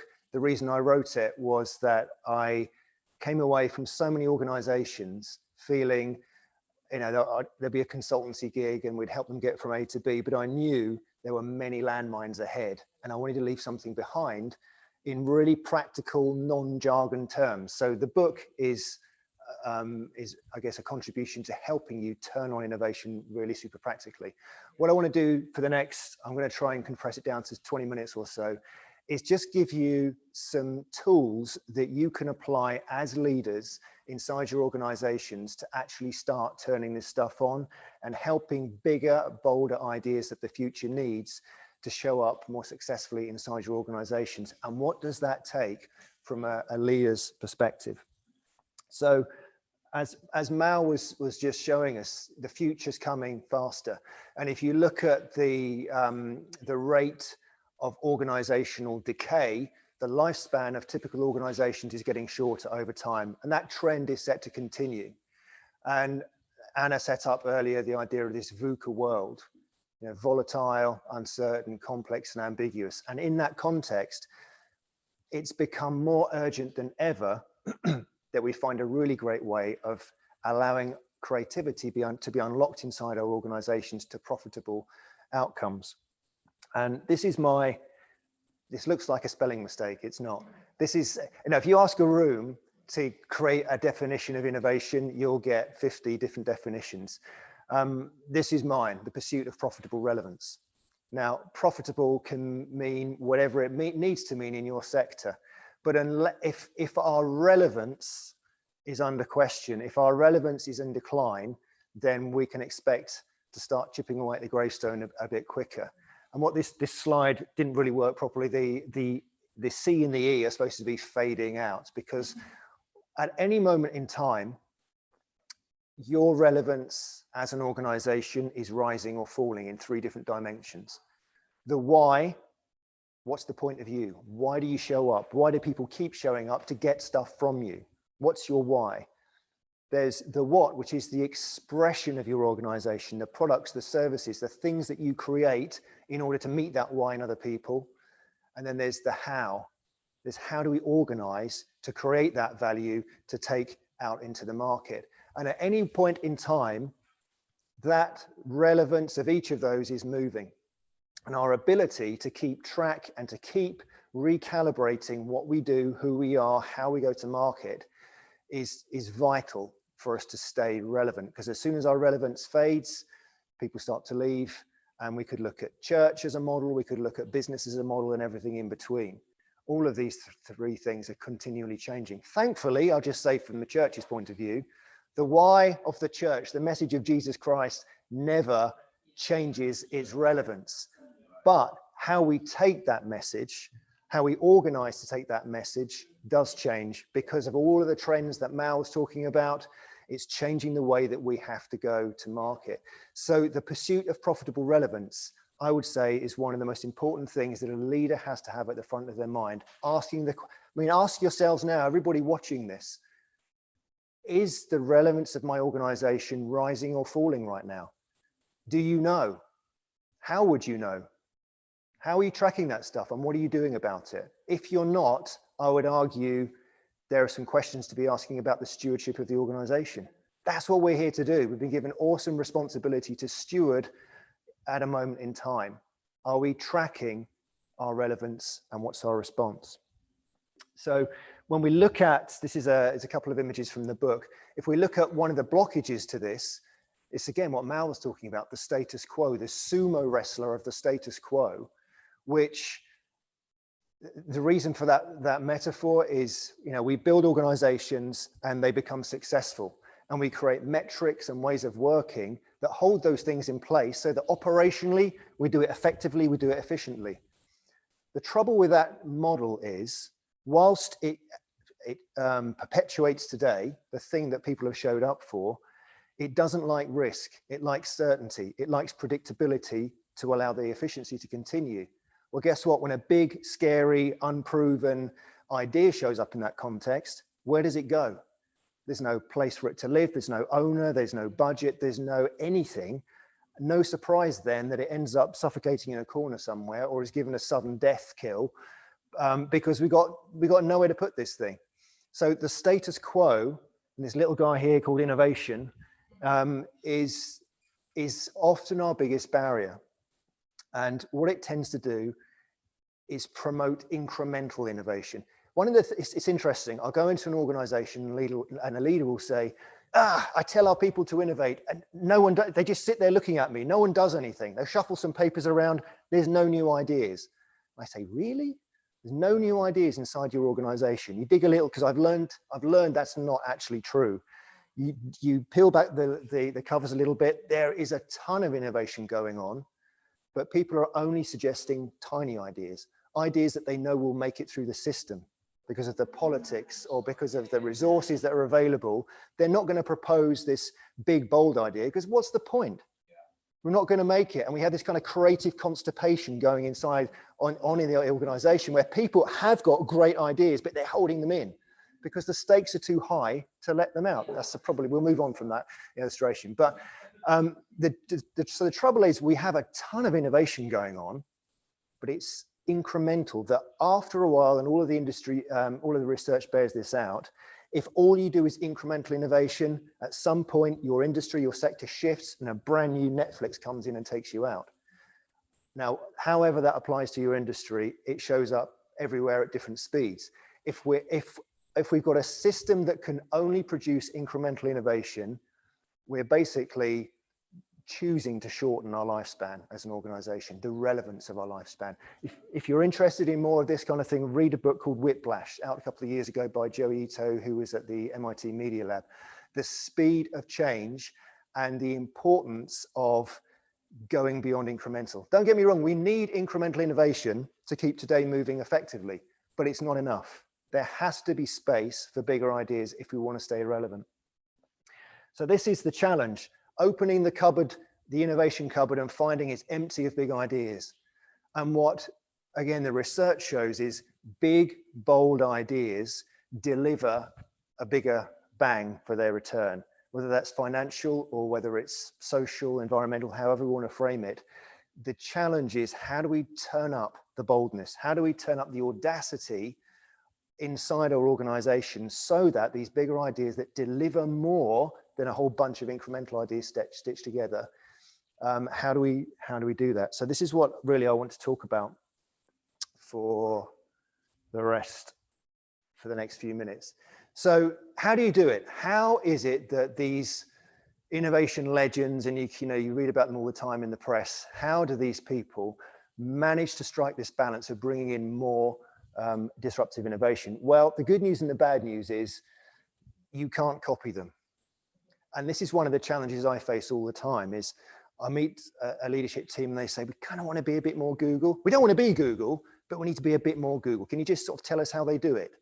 And whilst that seems alluring and attractive, the reality is you can't do it. You can read the books about Google. There's 2 or 3 books around at the moment about how Netflix works. And they're really good, but they don't really tell you what really goes on behind the scenes. Of course they don't. But the reality is that competitive advantage is often designed along the journey. And what do I mean by that? You can take the principles that these guys use, and they are correct, they are right. I believe there's a bigger way, and we're going to talk about that this afternoon, but there are principles that work, and yet you have to design the way they show up in the context of your current culture, because if you try and copy, it never sticks. You've got to go on a journey of principles in action in your context, based on your DNA, based on your culture, based on your trajectory, and you have to do the hard work of making those things show up. Now, innovation often gets, people get a bit funny around innovation, either because they've had their hands burnt in the past, or it's all a bit woo, and it's people sitting on bean bags in jeans, feeling cool, and there's all sorts of bad press around innovation. And it feels a bit smoke and mirrors. I started out my career in PR, same thing. It's like, how do they do that? How do they manipulate the media? Well, guess what? Innovation is not black box. A lot of consultants out there like to present the idea that it is so that they rely on you more, and they pay, you end up paying for them. But the reality is inside the black box, there's 2 things going on. And it's this relationship between delivering today and discovering tomorrow. That's really what it is. It's how do we do today really well, and at the same time we discover the things that tomorrow is going to need. So Mal did a great job of explaining the territory that we're going to inherit. Our job is to create an environment where the discovery of what that might look like for us can show up. And that's a scary place to work for many people, many organizations, for all the reasons we said earlier, because no one likes to fail. The great innovators realize this, and they set up this kind of parallel system. And behind this loop, there are 3 things. I'm not oh, by the way, anyone tuning in, you're going to get the slides, so don't worry too much. I asked the guys, they said, if you registered, you're going to get a link to the slides, so don't worry too much about the detail. But what's going on behind the scenes, the how of innovation inside the great innovators is 3 main things. One is they have a deliberate pursuit of 3 kinds of ideas. Core, how do we keep the wheels running more and more effectively? Transformational, what does the future look like? And we're placing some bets out here, most of which will fail. And in the middle, we are, we're taking the ideas that are working and we're moving them into the core. And you have this portfolio, this funnel that's always moving this way. Tons of failure, less failure. This stuff should work because we understand now how it shows up. So the first is a balanced portfolio of ideas. We're always working on tomorrow whilst refining today. The second is, what's the environment needed for this to show up? So what processes, what capabilities, what resourcing, what culture, what leadership do we need in order that this balance can show up? Because the reality is, in most organizations, 99% of our life is focused on this, our resources. So this stuff doesn't have a chance to show up. So you've got to build an environment, a context in which they both can. And that means holding lots of tensions in place. The final thing is a idea development process. So what are our insights about the world? How do we turn those into compelling questions that spark better ideas about the future? that cause us to run experiments that we then scale as they show. So there is an idea process. Many organizations, you have an idea, you've got no idea where to take it. Particularly if it's something about the future, which we don't have a budget for. Or we don't have a department that looks at that stuff. So they just fall through the cracks. So the key here for most organizations, well, I was just going to say here is this can look daunting. You think, oh, that's too hard. I can't do that. We're just a small team. Or who's got the resource to do that? That's a whole innovation department. Well, it can be, but don't be put off by that, because all it really is, it's being deliberate about turning ideas into action. That's really all it is. And I encourage every organization, start small, start with what you've got in your hand.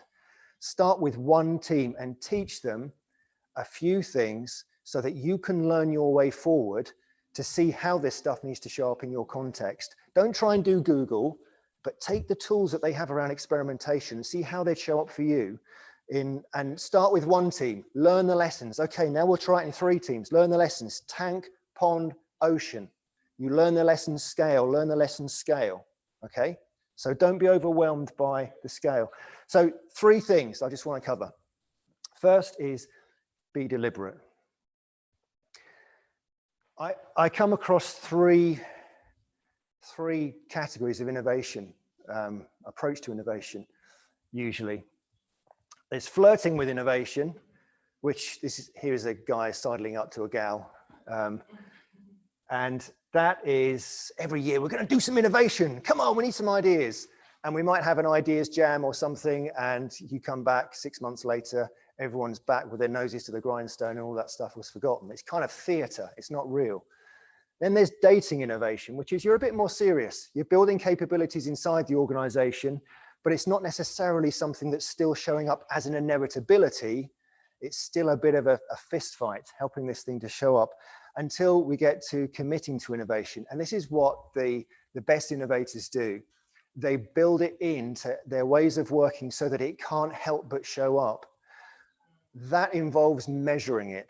And one of my favorite metrics for this is the way that 3M thinks about innovation.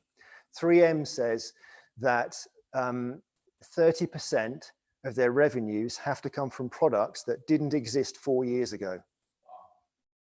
Now that puts an obligation on leaders to create an environment where the simple ideas can show up and the complex, scary ideas. They have to create that environment, otherwise we don't hit the number. So what's the number? What's the metric? What's the needle that would need to move in your organization that would cause everything else to fall into place behind it, creating an inevitability about innovation rather than it being an argument, which it is in most places? And that starts with being committed. So that's the first thing. Second thing around being deliberate is, everyone clap, there we go. Whose job is innovation? Who does innovation in your environment? Now that can come back down to definition, but the point of this is unless someone is being asked to do it, often we're kind of looking at one another, well, I thought you were doing that, or it must be happening somewhere because no one's asked me to do it. Okay, well, let's start to get a little bit more deliberate. And there are 3 views on this, I think. It's someone's job, it's everyone's job, or it's a particular team's job. Someone's job, it's really good to have someone who is accountable for this thing showing up. Someone senior. Most organizations don't really have someone whose job it is to say, we did it, we delivered. Here's the stretch we're going for, and there is deep accountability. So someone who's accountable, but also is the one who orchestrates the environment in which it can happen. Everyone's job, as Mal was saying, ideas can come from anywhere, and they should, particularly from the people on the coalface, particularly from people from outside of your industry who can bring very different ways of thinking and working into your organization if you're open to it. That said, I would say everyone's job is good for the incremental stuff. You know what needs to be done. Empower people with the responsibility of getting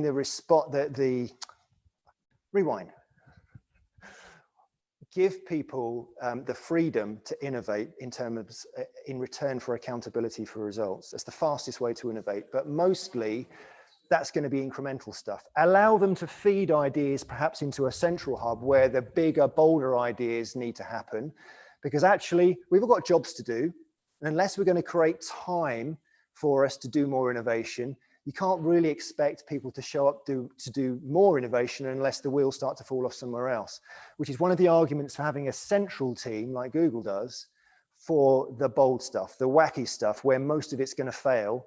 But we're okay with that because we know that's going to be the case. So sometimes it's good to separate this. I would always say just get started, and then figure out what kind of, do we need a team? Do we need a central team that's going to start exploring the future?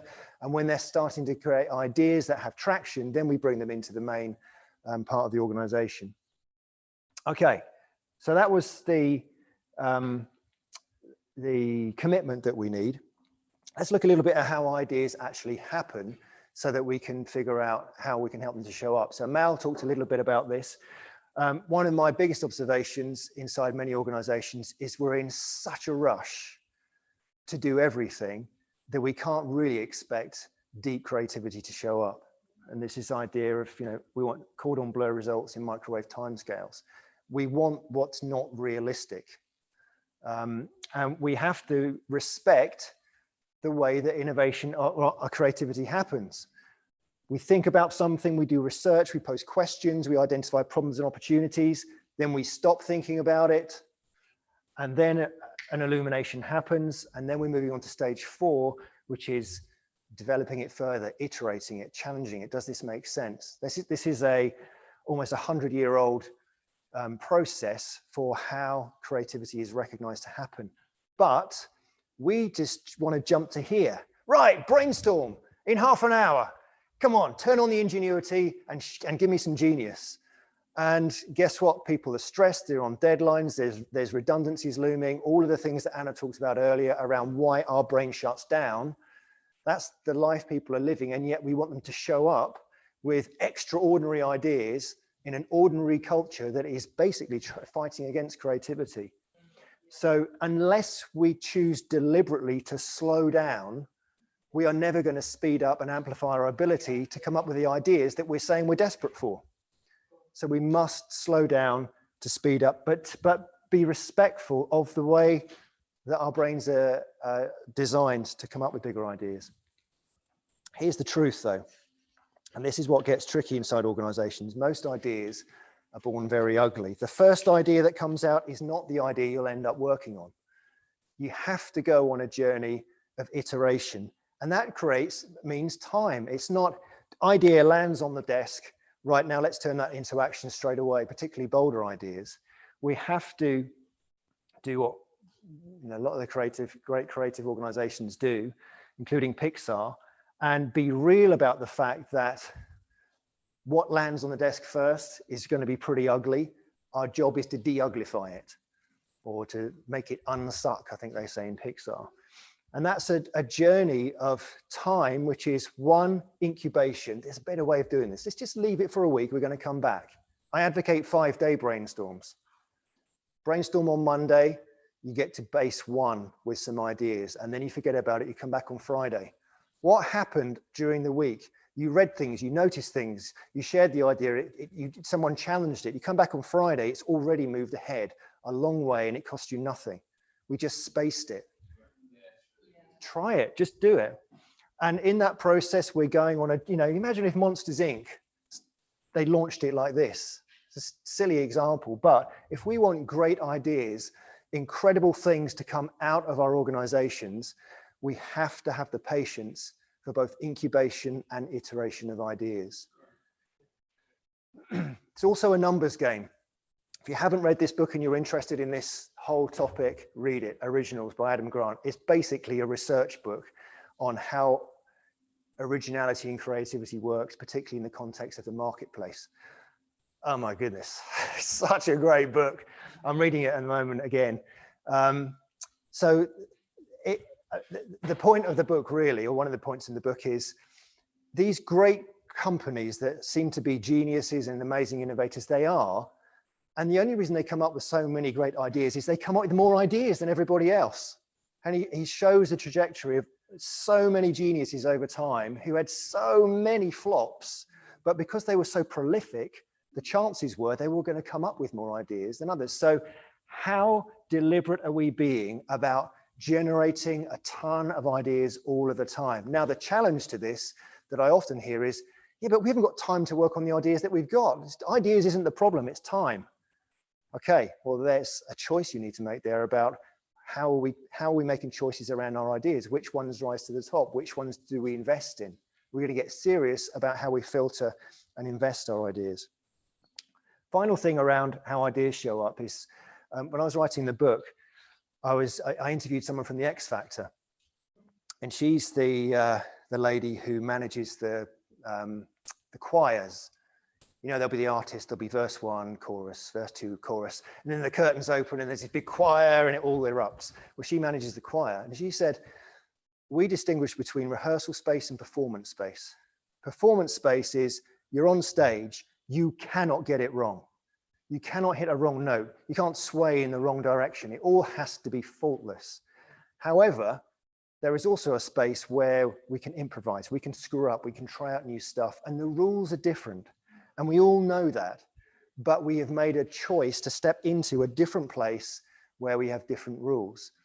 And I really like that as a metaphor that we can take back into our organizations to say, okay, we need more creativity in this space. We're going to, what are the rules of the game? And you design the culture of that moment so that the best ideas can show up, so that the predictability that is much reduced, the failure that is going to be very high, you've created a bespoke environment for it to show up, rather than in a glass box somewhere where you know the real rules of the game punish anything that isn't perfect. We're not dealing in reality if we go that route.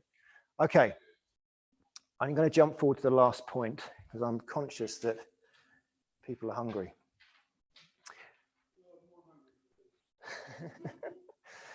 Let's just get real that most big ideas, as I said before, turn out to be the wrong idea.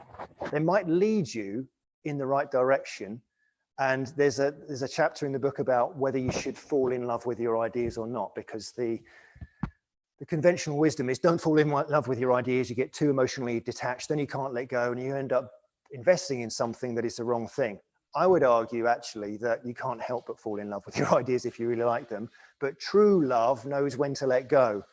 True love looks at the bigger picture of what we're here to do, and I choose to put that down because I can see it's not the right thing. That's a different thing. The reality is, if you go in pursuit of bigger, bolder ideas, many of them will be wrong, and you have to be okay with that.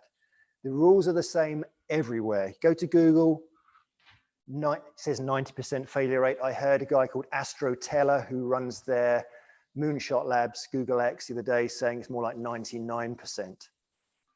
But they know that, so they're real about it. And they've decided, well, if we want big ideas in the future, and that's the failure rate, let's become the best organization on the planet to finding out which ones are wrong as fast and as cheaply and as effectively as possible. Make that the path of least resistance rather than the path of most resistance. I'm not going there. Well, that gets us nowhere in the future. How do we open up the gates to help people to run through and actually enjoy the process, because they're rewarded for failing really fast, really smartly. And along the way, we find the 1%. There's so much research that shows the further we go from what we know, the more we'll make mistakes and there will be failures. So for leaders, rule one is get real. If you want more bold ideas, if you want to be able to discover your future and stay relevant, you've got to have to deal with that. But it doesn't have to be as scary as it seems. I'm just going to jump through that. My advice to organizations is lower the stakes. Bold ideas, when they land on the table, often get shoved away because people can't imagine a safe first step. Feels like it could be really great, but it's crazy big idea. It'd be amazing if it worked. It'd just be too expensive though, wouldn't it? It's just too risky. Well, how do we create a really safe first step just to see? It's like stepping out on the ice. We'll just test the ice. before we invest in the whole thing. So I want to give you a couple of quick tools to show you how organizations are doing this. So quick story. Back in the 1970s, IBM was playing around with the idea of voice recognition. Back in those days, computers were so weedy, the idea of coming up with anything that could make that work was huge and expensive. And they didn't want to put a ton of resource into something that could end up being a flop. So they came up with this idea. And they set up a little place where there was a desk and a screen. And they'd invite people to come in and sit in front of the screen, and they'd say, just talk to the screen. There's no keyboard or anything. Just talk to the screen and see what happens. So they'd talk to the screen, say, hello, my name is John. Hello, my name is John appears on the screen. I'm like, whoa, this is cool. Whoa, this is cool. It's all appearing on the screen. Like, oh, this is like magic. How are you doing this? And they'd bring in people and they would get really excited about it. What they didn't know is there was a hidden mic to another room with a lady with a headset on typing what they were saying.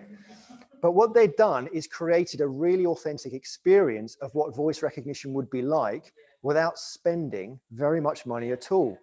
What they've done is tested, and what they're doing is testing an assumption. What do people think about this? Because if people hate it, why would we build it?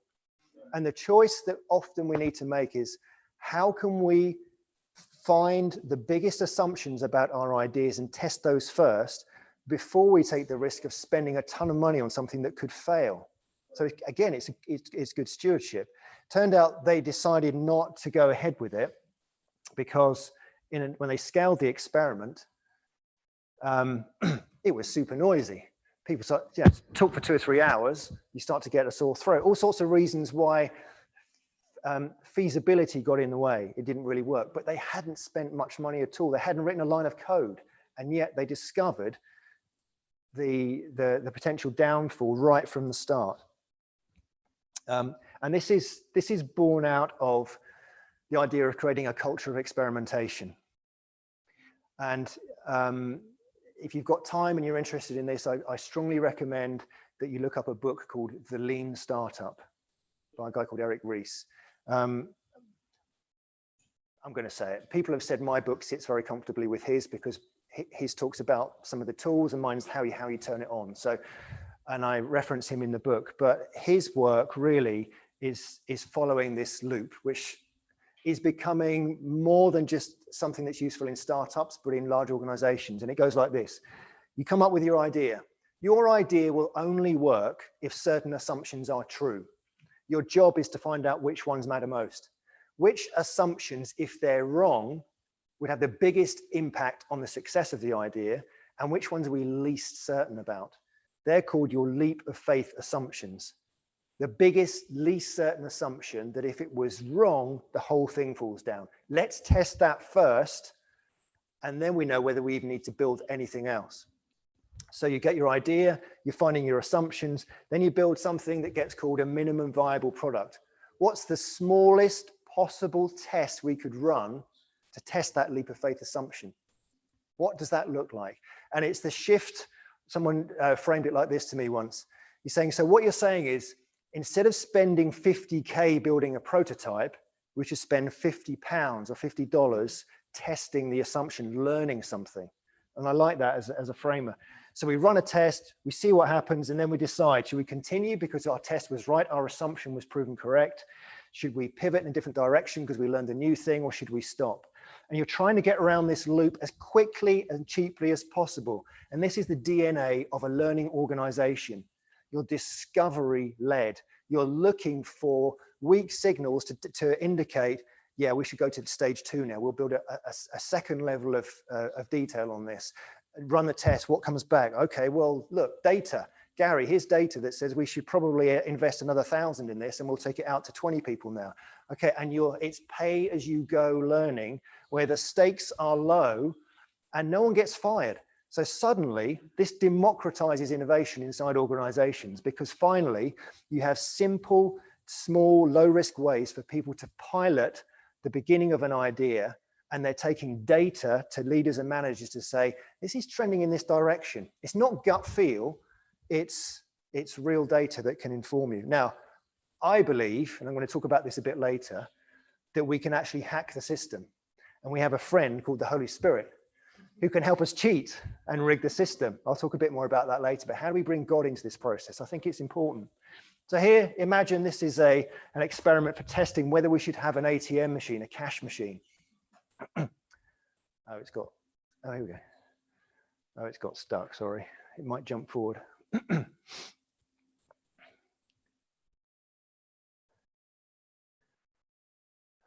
Okay, it's very silly, but you get the point. What's the smallest thing you could build to test the biggest assumption that gives you data that's useful? Okay, last point from me before lunch. Where are we? Got stuck again. So, dream big, start small, move fast. This is the mantra for this sort of lean startup experiment way of thinking. Smallest experiment I can run to test my biggest assumption massively lowers the stakes, increases the appetite for people to step forward and explore the ideas that our future needs. So really, really helpful technique. Final thing for me before lunch. How can you as leaders lower the stakes? The reality is that everyone, but let's talk about leaders now, you are a user experience. You are a set of cause and effects, and people will bring you ideas or they won't. They know what they can bring to you, what risk you can tolerate, what's going on in your world that will cause them to bring you maybe bad news. Oh, it didn't work. We thought it was going to work and it didn't work. You need to be very mindful of what user experience you create for people, particularly in the context of risk and imagination. If people think you're someone who is going to shut them down, say you're an idiot, steal your idea, guess what? You're not going to get very much in terms of big, bold innovation coming forward. So what's the user experience you create? I encourage leaders to commission their team to create a user guide to me. How do you convince me to do something? How do you, when's the best time, worst time of the week to go to him or her with an idea? How does he respond to failure? It's just a bit of fun, but it can be a really useful tool to give you an indication of how people experience you and therefore what they're likely to bring you. And you want people to bring you more of this stuff.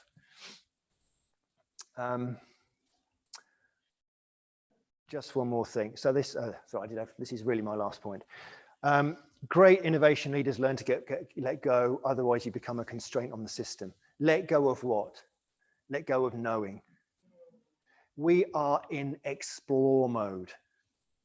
You don't know what you're going to find, and you have to be okay with this. We're not saying that the whole of your business is suddenly up for grabs and you're becoming irresponsible because you're taking your hands off the wheel. I'm just saying take your hands off, let the handbrake off a little bit, okay? Create an environment where everybody knows it's okay that when we step into this idea, we're probably going to find things that we don't yet know, and the wheels are going to fall off to some extent. You have to be okay that it can't be predictable, because it can't be, otherwise it's not original. It's not going to be a new thing that the world hasn't seen yet that it needs. So be prepared for the fact that as the leader, people need to feel safe, and your response to their vulnerability when they come and say, guess what? It's brilliant. We've learned this. So now ... You congratulate them on the learning that they brought that we otherwise didn't have. So creating safety. The last thing is, often when we're leaders, we are there because of our experience or our expertise. And the half-life of our expertise is getting shorter and shorter. This is just a point to reflect on. If you are expecting the future to show up based on a context that you create, which is founded on your experience, how you know how things work, you could become a constraint on finding the future. So to what extent are you allowing your experience to frame new things that come to you and judge whether they're right or wrong? Now, that's not to downplay the role of experience, and it's a delicate balance because often our instincts can be right. But I'm seeing more and more, certainly in the commercial world, the skills that leaders need are less about control and about certainty and about domain expertise. And it's how do we create an environment where we can bring different expertise together and explore together in a fairly sort of messy way, and actually design new business models, design new operating models, which haven't even been seen before, and there are not necessarily even precedents for. Suddenly, and this is where we have to be careful as leaders, my value, as Gary was talking about earlier, as a leader, is it so hooked into my identity that suddenly my experience is no longer what it was, not as valuable. I'm in wobbly ground. No, your job is to create an arena in which this stuff, you hold the arena, using Anna's language, in which this stuff can happen. You're not expected to know the answer anymore. Let go of needing to know the answer, create an environment where the answer can be discovered, and be okay with what's needed to do that. I'm going to leave it there, and we're going to pick it up after lunch. So if this has been about how do you turn on innovation, and again, a lot more detail in the book. I do recommend you look at it, because it is very practical book, and it's had good feedback in that respect. If that's turn it on, after lunch, I want to talk about how do we turn it up? How do we start to bring God's design for our lives and our organization into the mix to amplify it even further?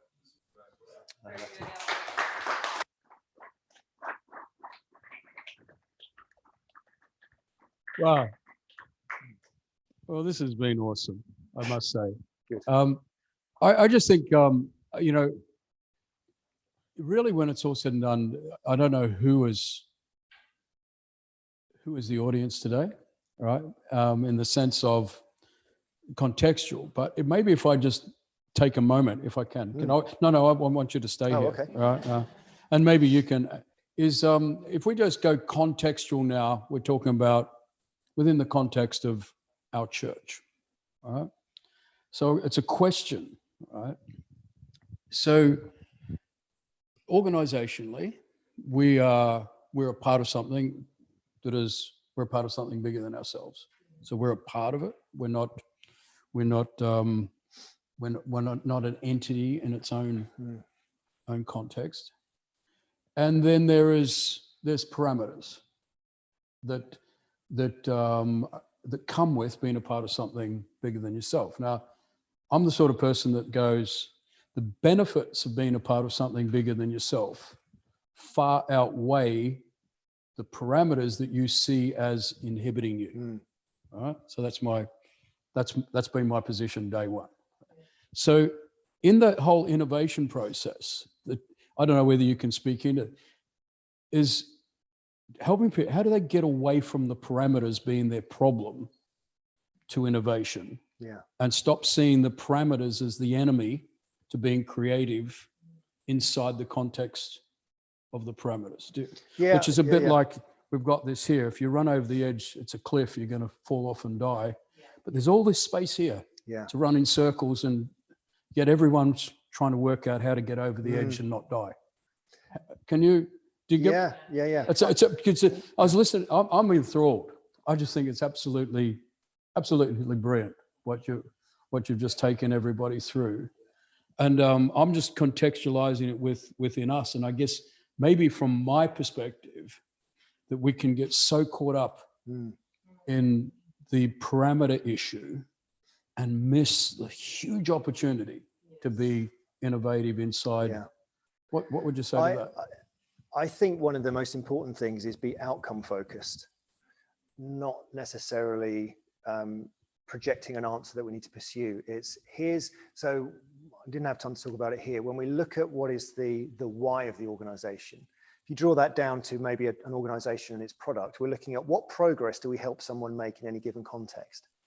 So in the music industry, at any point in time, I'm trying to manage and have access to my music. If you look at the history of the music industry, go back 100 years, it's these big smelly wax things, and then vinyl, and then cassettes, and then CD, and then streaming. The progress for me to be able to manage my music and have access to it has never changed. What has changed is the method in which I can do that, and it's improving the progress all the time. So if inside our organizations, if we can name the progress that we're trying to help an audience make, and then say, okay, let's frame some really interesting questions around that. So how can we help them make 10% more progress today? This is incremental stuff. But in 5 years' time, we want a tenfold ability and they'll be able to do that. What might that look like? So it's taking strategy, the progress that we help an audience or a load of stakeholders to make, and then we ask very specific questions. The answer to that could be anything. And we give people, it's freedom within a framework. And it's well known in creativity that constraints release. If you say, how could we do more blah? Say that it's again. Really hard to Constraints. answer. What was it? Constraints. Oh, you shouldn't do that to me. Constraints release. Constraints do release creativity. Just say that again. Constraints release creativity. If we want them Say what? I'm feeling like I'm using you here. I think I might be being used. It's brilliant, yeah, because these are they're very real tensions. Yeah, and that's why I'm just, I'm pushing something because it's I just think what you've just taken everyone through is just one more brilliant. thing I'd add, and I actually got this from a colleague of Anna's, which is looking very closely at what do we control, what do we influence, and what do we have to accept? And some of what we have to accept are, we are part of a bigger entity. These are some realities and some rules. Okay, we have to work within that. But we generally have more influence and more control over factors than we like to believe. And Anna's work earlier was really good in naming this stuff. Yeah. What's real and what's not real? Okay, here's our field. Here's our playpen. Here's our sandpit. Now, really great questions that can just unlock creative genius. I think the constraints are actually helpful in that context. Let me say it again. Yeah. I think constraints are really helpful in this context. No, it's I just think if I could just take context. I know there's maybe leaders in that from not a part of our own church, but maybe it probably applies to you. We've got to be careful we're not enamored with our past successes and take what Anna's been talking about, take what we've just heard just now and say, okay, come on, this is something, an opportunity. I mean, I know I'm not supposed to talk about vision but anyway, if I was going to look at things from a visionary perspective, the opportunity of seizing now and the opportunity for fresh and innovative and new and relevant is off the charts. Seizing Now would be a great title of a book, Gary. You should write that book, Seizing Now. I like that. Fantastic. Well, Alvin, that was awesome. Come on, why don't we put our hands together? And I think, how long did you say, Anna, we're going to take? What are we going to do? Oh, no, everyone's at home. You haven't got anywhere to go. If you're here, you haven't got anywhere to go. So what are we doing? Half an hour, did you say? Yeah. All right, we'll take half an hour break. So what's the time now? 10 past.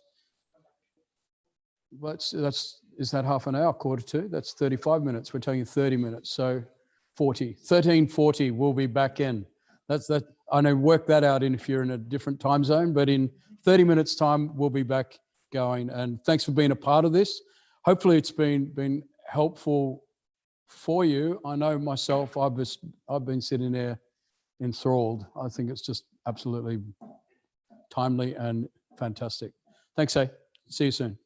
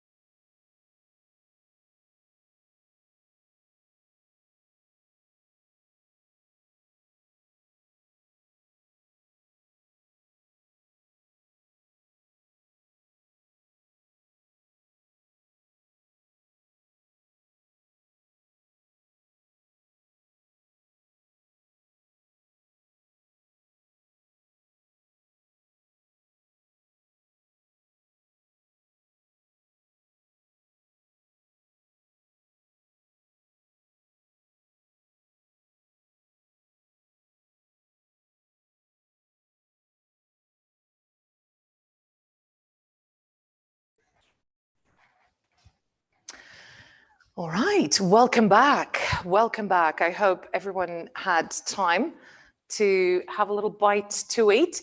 I just wanted to stand here and make sure that you're all getting some of these pictures. We have Richard creating lots of images as we go through the session, and some of them are really cool. So hopefully the camera can zoom in and show them to you, and it's just another layer of communication that we can add to the experience. But we're going into a very short afternoon session.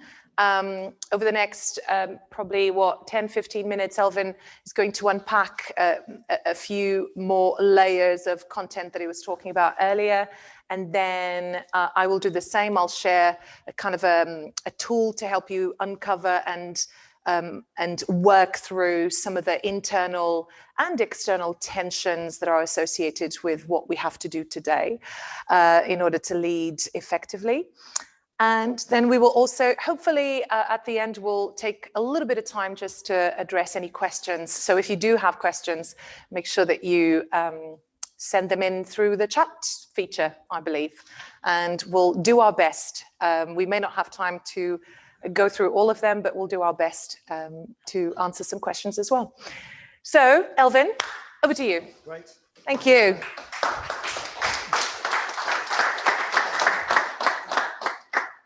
Good. Okay. So I think we can zoom in on this. This is one of my favourite pictures of all time, but I don't know whether you maybe have seen it before. It's an ancient, it's actually a carving. It's called the Flammarion carving. And I just love this guy who has broken through something and seen something bigger than, or better than, or more amplified than the world that he inhabits, the natural realm. And I guess that's a little bit about what I want to cover just for the next 10 or 15 minutes, because this stuff we talked about this morning, it's important. There are really good principles in here that we can apply to our organizations, and they will work. They will help increase the performance of your innovation and the likelihood of you showing up in the future and your relevance being as hot as it could be. But anybody can do this. It's just a choice to do it. And I think, you know, most people watching this, you're likely to be part of a church, you're likely to have a faith. If you don't, if you're exploring, if you're just intrigued, I'll just encourage you to listen to what we're going to say next with an open mind. And that is really having a look at, starting with you. Why you? Why here? Why now? How come you are in the leadership position that you are in right now? Do you think it's an accident? Because I don't. I believe that God has ordained the days of your life. He knows exactly why he chose to put you right here, right now. There is a purpose in your presence here. Now you might think, I don't want to be here now. I don't want to be amongst all this COVID stuff. I don't want to be put on earth in the most complex, most ambiguous time in history. Well, guess what? You come preloaded with answers, I believe, to what the current situation needs. And he has put those in you, and he's given you the opportunity to have access to the Holy Spirit, who leads us into all truth. All truth. So maybe we should take advantage of that. Maybe having a faith and a connection to God is a source of competitive advantage. Is that fair? So what about this? Is this right? I believe your life right now is a giant setup. You have been put here for such a time as this. It's for your life, it's for others' benefit, it's for his glory. So remember what this is all about. It's us abiding in him so we bear fruit, so that he gets glory. And he's designed you to show up now so that you can complete that sequence. But we need to deliberately, I believe, step into it, because I think as believers, we can often enter the workplace, enter our job, and allow, even though we don't realize it's happening, a very worldly set of ways of working to influence us, which can be good, but we almost make that the ceiling, and we might give a little nod sometimes to our faith and say, oh yeah, and Lord bless what we're doing and help. And of course he listens, but I think there's more, which is why I've called this second short session, There's More. And it's an invitation and a challenge, particularly when you meet this guy. Sorry, it's not a great picture. George Washington Carver. If you've never heard of him, look him up. Oh my goodness. So he was a scientist back in the early 20th century, excuse me, and he was a believer. And he talked about having ongoing dialogue with God, that he never switched off. He was curious as a scientist. He wanted to know why. He wanted to know how. And he believed, well, God knows, he designed all this stuff. Why don't I ask him what he thinks about certain things that I'm working on? So he called his workshop God's Little Workshop, because he believed that he was there in partnership with him every day, and that God was ready to give him revelation if only he would ask. So the most famous story about George Washington Carver is the story of a peanut. One day, he said he'd get up every day and he'd go for a walk with the Lord. And he'd ask him what's on his mind, and he'd ask him for his orders for the day, is what he would say. And one day he got wondering about the peanut. And he said, Lord, why did you make the peanut? What is it about the peanut? And he felt that God said to him, I want you to apply the principles of pressure, heat, and water to the peanut. Take it apart into its constituent parts and apply those principles and just see what happens. I'm like, okay, I'll give it a go. So out of that one encounter with God, he created 200 products from the peanut. And out of that one experiment was born the whole of the synthetics industry. It's what that we have today. Because he asked God. Makes you wonder, doesn't it? Makes you wonder. So what about us? Are we any different? If we have a faith, are we not in the same place of access to God and his wisdom and his revelation, which I believe is full of stuff that the world needs now, and he wants to release it through his sons and daughters. So we have access to favor and resources that the world needs. Not only do we have access, I feel like we have the responsibility to make a demand on that access, rather than think, oh yeah, all the super Christians do that stuff. All the signs and wonders crowd do that. Really? Where does it say that in the Bible? We all have access to the throne of God. Do you think it's time that we started to more deliberately step into asking him for good gifts that he wants to give us for the sake of others, for his glory? I think it is. I really think it is. So I wonder, what if the impact of our organizations is related to our intimacy with God? Is the impact of our leadership related to the impact of or connected to our intimacy with God? If George Washington Carver was able to give birth to an entire industry through one question about a peanut, where's the limit? I mean, it's exciting. We look at the most complex problems on the planet, and do we have the courage to ask God, could you give me some help here? Why wouldn't he choose you? He's looking for people to say, send me. Well, I'll send you if you're going to go somewhere. I'll give you something if you're going to do something with it. Are you going to do something with it? And I feel like we're at this stage now where God is saying, ask me. Ask me. And have the boldness and the confidence that when I give you something, you should run with it. And holding that, I believe, with the possibility that he isn't necessarily going to give you the answer that you're thinking of. Lord, we need a product to solve this. Oh, hang on, I had an idea. Maybe it was from God. I better act on it. Ah, it went terribly. God causes all things to work together for good for those who love him and are called according to his purposes. Maybe the way he saw that playing out was not the way you saw it playing out, but this atom bomb of other influence happened because you were obedient and took the first step. So I say that not as a get out of jail card, get out of jail free card that, well, of course you're going to say that now because it didn't work. But I think we need to believe that if we're asking God and we are as sheep, we do hear his voice, he is going to give us the next step. Ask him, what's the next step? Ask him, Lord, what question should I ask? So that he can lead you to the next step, the first next step, the smallest possible step. Remember the experiment? Ask him, Lord, what's the next step that I have faith to take now that will help bring heaven to earth in this situation, that needs your resources, that's bigger than my brain. So we have to get serious, I think. If we want to lead innovation, if we want to change the world, it starts on our knees. And again, I'm not here to preach, but I think there's a reality between the connection between the two. So you've got to watch carefully. Oh, I missed it. Can we play that again? Can you play that video again? Sorry, this was on a loop. I love that video. And I love the fact that it's lightning striking Freedom Tower in New York City. I love that. So why am I showing that? What if we had heavenly lightning strikes touching our organizations because of our pursuit of God? For revelation coming into our organizations that can really break open situations, that can transform the areas of the world that we are here to steward for such a time as this.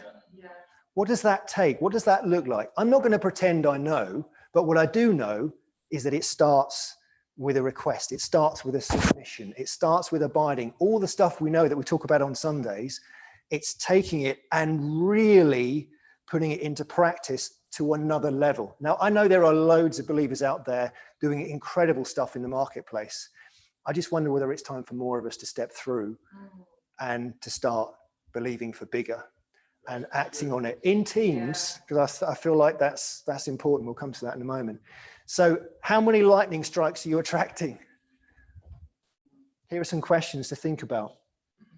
These are takeaways really, but what did God specifically plan to do on earth through your relationship with him and your leadership for him?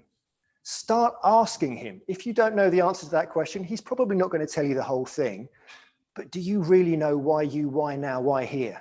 Lord, is there something about the leadership role that you put me in that I haven't yet twigged that is really important? Ask him. Start to seek him about that. How does God see your organization or sector today and in the future? What's the gap? Perhaps you were put here to stand in the gap, to bring down the resources from heaven, that the gap needs to be closed. So again, if Jesus was CEO, what would he change? We'll move on from that one, it's difficult. How deliberately are you pursuing his next stage of your growth? What you don't want is when you get to meet Jesus and he says, well done, good and faithful servant. And you know that bit when ... Now, of course he wouldn't say this, but you don't want I don't know whether you find this, Anna, but often I find the more senior the executive, the lower their appetite to learn. There's often I kind of know it now. I'm there. And there'll be tweaks that I need, but I'm not really that teachable anymore. What if that mindset became the biggest constraint on heaven's flow through you because you stopped pursuing God's plan for you? Where did you stop? Where did you settle? Ask God, have I settled anywhere in my life that constrains my leadership, that constrains the funnel that I can be to the rest of the people who I'm supposed to be leading? Where did my growth stop and where does it need to start from? And is there anything you'd say no to? If he puts his finger on anything and he says, and you say, oh, it's too scary, I can't do that, Lord. Well, why not? There's some freedom you need there. What constraints does he want to break off of your life so that greater abundance can flow from him through you to others? Don't block the funnel. Ask him, Lord, what's in the way? What's in the way? Flush me out. Get on your knees. Be broken if you want to be a leader of influence in his kingdom. So a few final thoughts. This is just my take, okay? I haven't plucked this out of any book or anything. So I think 4 things you need. First is motivation. Your kingdom come, your will be done in my organization as it is in heaven. And not just to move on. What about if you prayed that every day and then started to ask God, what does that actually look like? What does it really, really look like? Mindset. What if your mindset was, drum roll, I have influence over the number of breakthroughs and upgrades that happen around me. Now, I'm not saying I caused them, but God is choosing to use me as a leader through which things can happen. And I need to believe that that is true. If I don't, I've become a constraint. I'm shutting down something that God wants to open up. So what's the mindset? Thirdly, put a team around you. Quite often I meet people who want to go this next step and they try and do it on their own and they get discouraged very quickly. They think they heard God and then it screwed up or they got into trouble. We'll build a team. Jesus sent disciples out in pairs. So build a team. Okay, here's what I want to do in my organization. I want to release more of Jesus' kingdom into here so we can get the answers that the world needs. What's our strategy? What prayer support are we going to need? What gifts are we going to need? What encouragement are we going to need? And what accountability are we going to need? What's your team that you could form for your organization? And it might not be anyone who even works there. It could be you and some people who are believers in your network. And you say, do you know what? For the next 1 year, I want to start to bust open the heavenly realm over my organization. Will you join me? Will you be my prayer team? We'll get together once a month. We'll share what we think God is saying. I'll share with you without names some situations, and we're going to push in for these things and put a demand on God because he's promised to release things. I want to see increase in these areas. Will we do that? Because God is looking for people who want to go. And this is part of the go, I believe, as the Great Commission. And then finally, what's your posture? Seek heaven, abide, burn your bridges, be more Abraham. I love that phrase, go to the place that I will show you, said God to Abraham. Well, where's that? Go to the place that I will show you. But I don't know where to go. Go to the place. Just take the next step. Lord, what's the next step? Lord, what's the next step? And it's this posture of, I believe he will. He will show me. He will open the door. I might meet resistance sometimes, but my team's going to help me. But it's that place of on my knees, seek heaven, abide, going to keep connected to him, and I'm going to burn the bridge so when I get afraid, I can't go back because I don't need to. This is one of the things that I find intriguing about innovation. We talk about bold ideas being risky, and I'm about to contradict everything I said this morning. Because in the world's way of thinking, taking a risk with an idea, it could fail. It could be frightening. It could be scary. Is fear a good thing? Is fear a thing from God? I'm not going to try and answer any of these questions. I'm putting them out there. What if God gives you an idea and it's the shortcut to something? What if God puts something in front of you and wants you to act on it? Should we be afraid of the risk that comes with it if we believe he's a good father and only has good things for us? We might go through a difficult season. We might do a Joseph and end up in jail for 2 years. And I didn't even do anything wrong. But look what comes out of prison. So for me, there is something here around stepping into what he's calling us to, regardless of what the consequences might be, which is a radical lifestyle, so that I prove myself worthy to carry something to people who need it. And it's a choice. It's a posture. And I think it's exciting.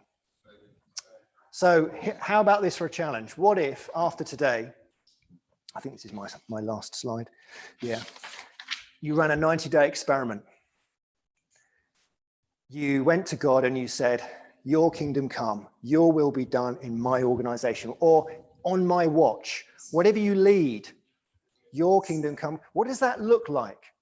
What are the breakthroughs? Lord, start to show me the things that I should be asking for more. And this isn't about a guilt trip. It's about taking a first step into something new and making it permanent, making it inevitable. Build a team, find a friend who will go on this journey with you and then get started. My biggest recommendation of all that I'm talking about today is just start. Start. And start with someone, because it's hard. None of this is easy. Whether you use the world's tools, whether you just go with God, whether you use the both, it's hard.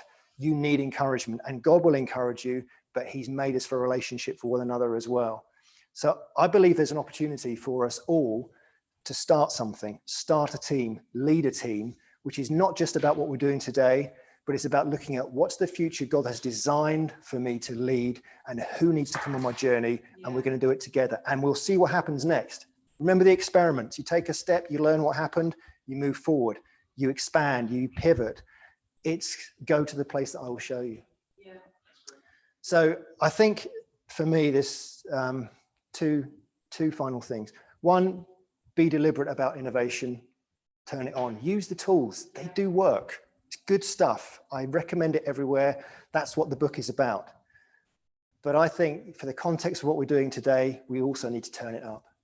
It's about being deliberate about kingdom come with the tools, mix the two together, nitro and glycerine. It's going to be awesome. Anyway, I'll leave it there. Anna, I'll... Oh, good.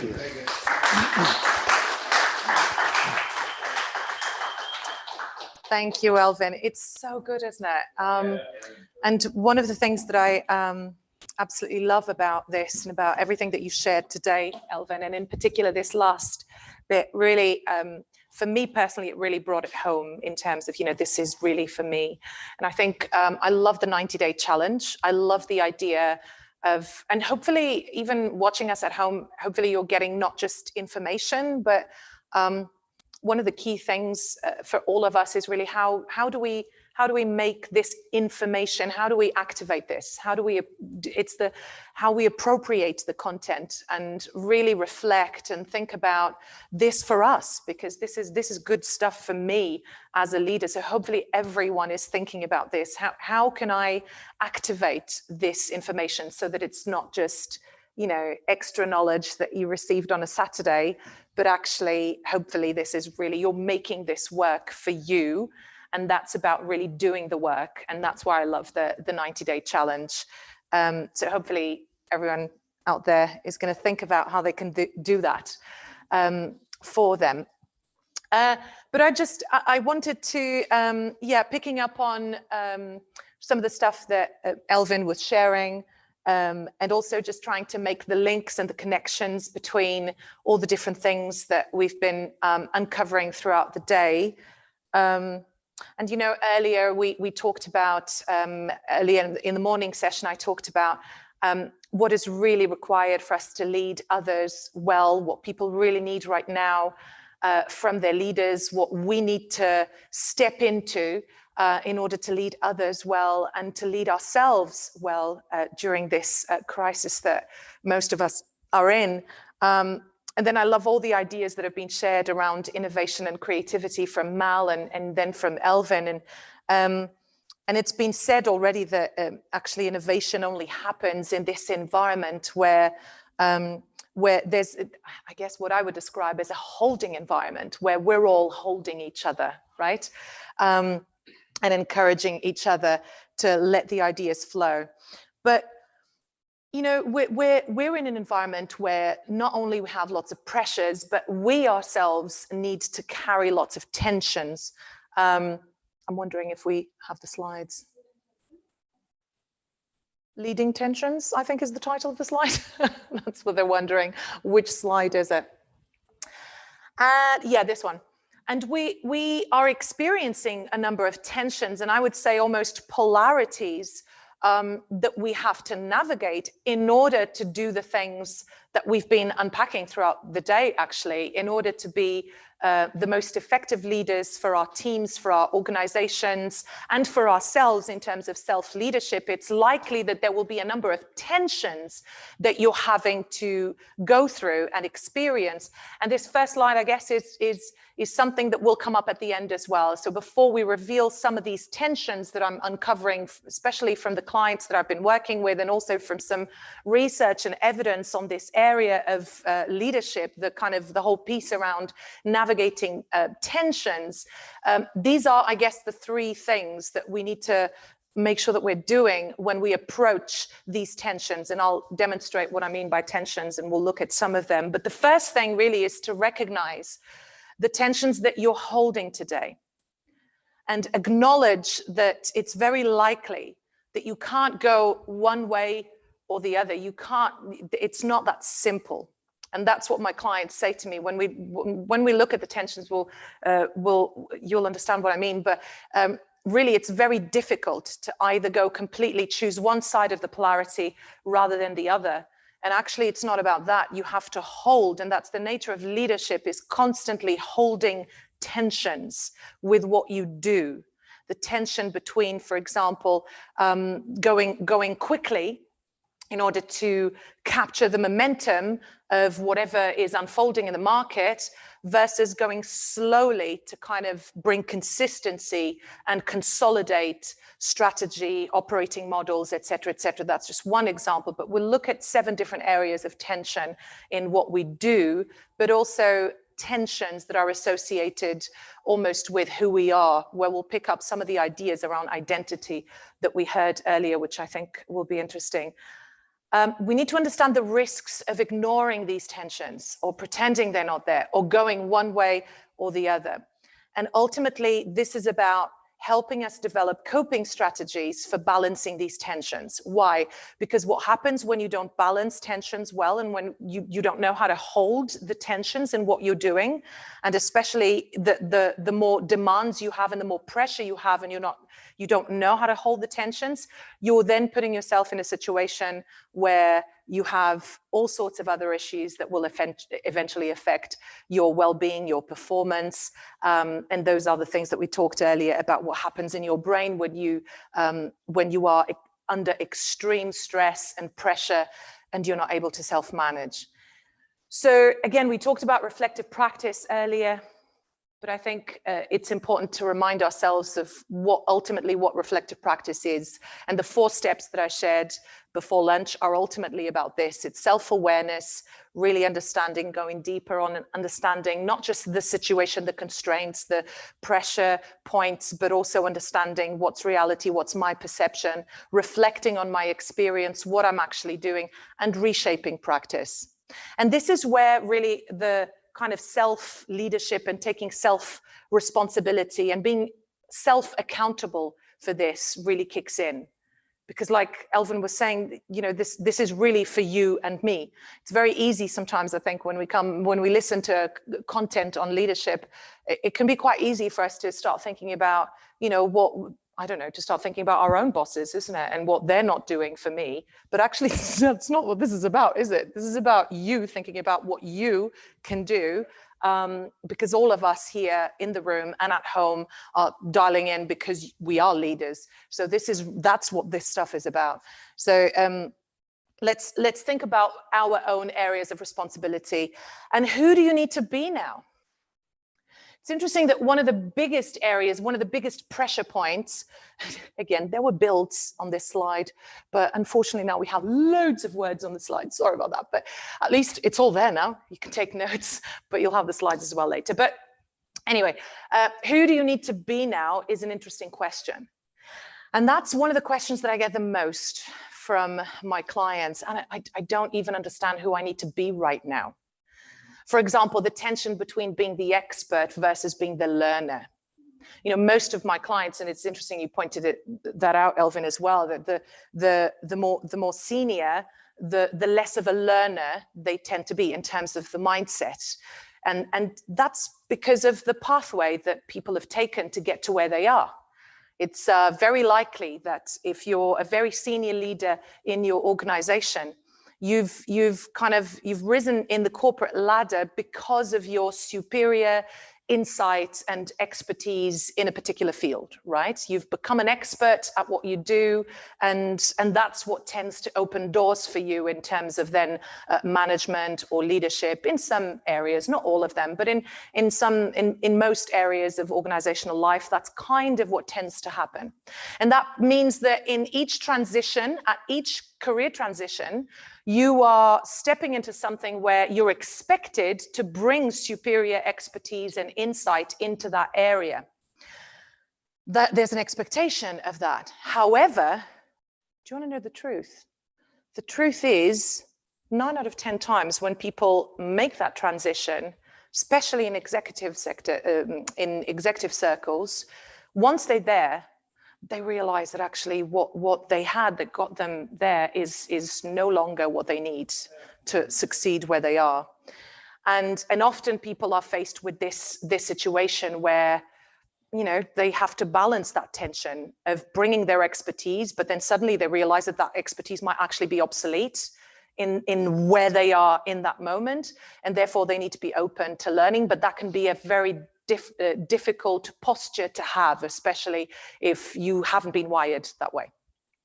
And the tension between constant versus adaptive, for example, having the conviction and the consistency that is required at different points in the organizational life versus being agile and being adaptable and being able to, you know, to move when something is being thrown at you or the organization. The tension between the tactician or the visionary. The tension between the teller and the listener. Are you directing, or are you, and does the organization and does the context require you to be more directive and shape the context and the circumstances, or does it actually require you to listen more and to facilitate? We talked about this earlier this morning as well in terms of the current situation. But the reason why I'm showing these tensions, by the way, is not just because they're relevant and they are happening now, but also because these are tensions that will always be there in your leadership, right? And probably some of them are not new. And you've faced these before, even prior to the situation that we're in today. The tension between holding power and leading really with lots of direction from the top and sharing power, enabling others, empowering others. The tension between intuition and analyzing. You know, it's almost like system 1 and system 2 type thinking, right? From the book, exactly, Thinking Fast and Slow, from Nobel Prize winner. Thank you, I couldn't remember the name. Thank you, Alvin. It's almost like might be my assistant here. Thank you very much. I'll throw another one at you later. So that kind of that intuitive, effortless thinking from system 1 versus the kind of the more effortful thinking that is required to analyze things and that sort of stuff. Or the perfectionist versus accelerator. Now, what I find interesting about these tensions is that it's very difficult not to let this question get you in that mindset of, okay, so I am a leader, this is who I am. When actually leadership, like I think it was Gary who said it earlier this morning, is ultimately about what you do, not about who you are. So these questions aren't about your identity, are they? They're not. They're just about the posture that is required, and the tensions are in terms of the different types of posture that are required depending on the context that you're in, depending on the situation that you're in. But it's important for us to remind ourselves that this is not ultimately about who you are or your identity. But what do you need to do now? And this is an example of where the slide just jumped. Sorry about that. So what do you need to do now? And these 7 tensions are different. And these are about things that, again, we may need to do. And what I'd like you to do is to, I don't know, at home, you will be sent the slides, but for the purpose of right now, taking a couple of minutes to do a reflective exercise, maybe take a screenshot or a picture of the screen, however you want to do it, because I'll ask you to go through each of those tensions and actually score yourselves out of 10 in terms of where you feel you are in each of these areas. And we'll do that in the next slide. There'll be a table and you can look at it. And then even if you're taking notes in a notebook or a phone or whatever you have, I'll explain how you can do that. But the idea is to consider these 7 areas of tension in relation to your context, to your leadership, to where you are right now with your organization. There might be a tension in this area of mission, related to the mission. Do I need to preserve and ensure that there's continuity? Or do I need to really shake things up and drive change right now? In the current context, where do I go? Where do I go? You might be holding this tension when it comes to the mission of the organization. When it comes to goal orientation, do I need to focus on results and really focus on driving results? Or do I need to be more flexible right now and more open to exploration, to opportunities? When it comes to reciprocity, do I need to focus on giving to my colleagues, to my peers, to my stakeholders, to my boss, to my team, giving and add value? Or do I need to be taking more and seeking help and asking for help and listening to other people's input? When it comes to making decisions, do I need to support right now and facilitate, or do I need to impose and lead and be more directive? When it comes to the pace of change, do I need to go fast to execute the strategy that we have identified right now that we need to put in place, or do I need to actually take time, go slow, explore, confer with the team, with stakeholders, etc.? When it comes to the team, actually, think about your people right now. Do you need to renew? Do you need to shake things up? Do you need to make changes in the team? Or do you actually just need to develop them and to identify the skills gaps or the development needs and work with that and support them? When it comes to loyalty, this is an interesting one. Again, for all of us, we're all, we all here, everyone has a boss. I don't know about you at home, but we're all accountable to someone here, and we're certainly all accountable to each other as well. And when it comes to loyalty, is it about protecting the team right now, or do I need to really support the hierarchy?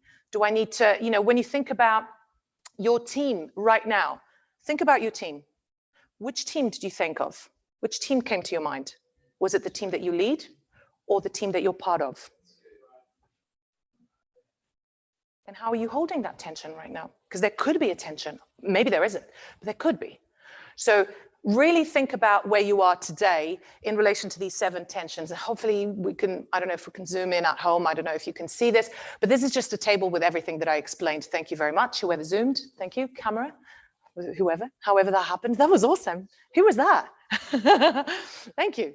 Okay, so there you are. So these are the 7 areas of tension, and the things that I described earlier are here. So just a little reflective exercise for you at home right now. Just score yourself between 1 and 10 in each of these areas. Now, the numbers don't need to add up, by the way. It's funny how the brain works. Every time I do this exercise, people go, oh, I'm confused. Does it need to add up? No, it doesn't. This is just, you're scoring as a measure. Sorry, let me get out of the way. People are taking pictures at home, here in the room, sorry. The scoring is just a measure of your own perception of your intensity, where you are right now.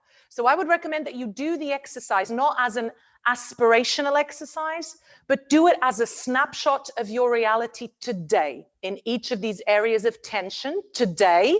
When it comes to mission, am I more on the preserve or shake up? For example, I'll do it with you. So today, right now, I would score myself an 8 here. Actually, I would score myself a 9 here, if I think about it. And here, maybe a 3 out of 10, because there are some things that I need to preserve right now. And yeah, so there are some things, but not a lot. Interesting, isn't it?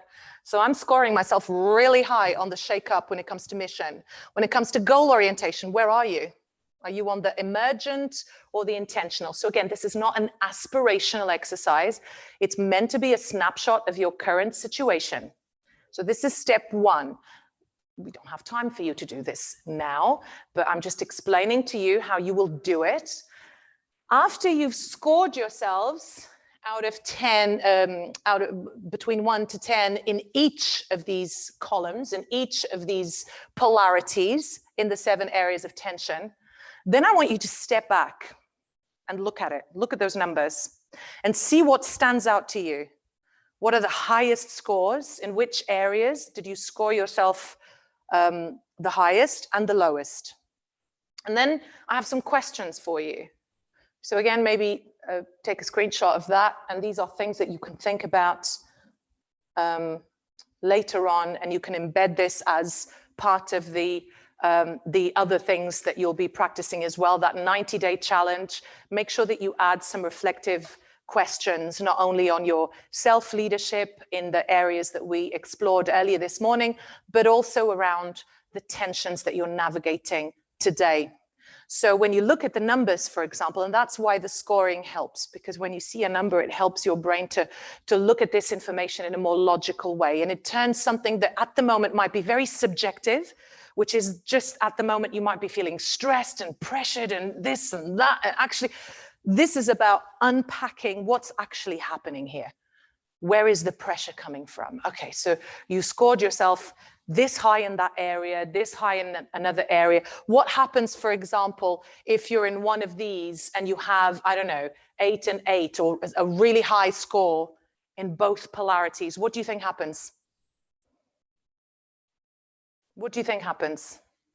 If right now you feel that you really need to be super emergent, but at the same time, you also are receiving pressure to be very intentional. For example, when it comes to goal orientation, what do you think happens?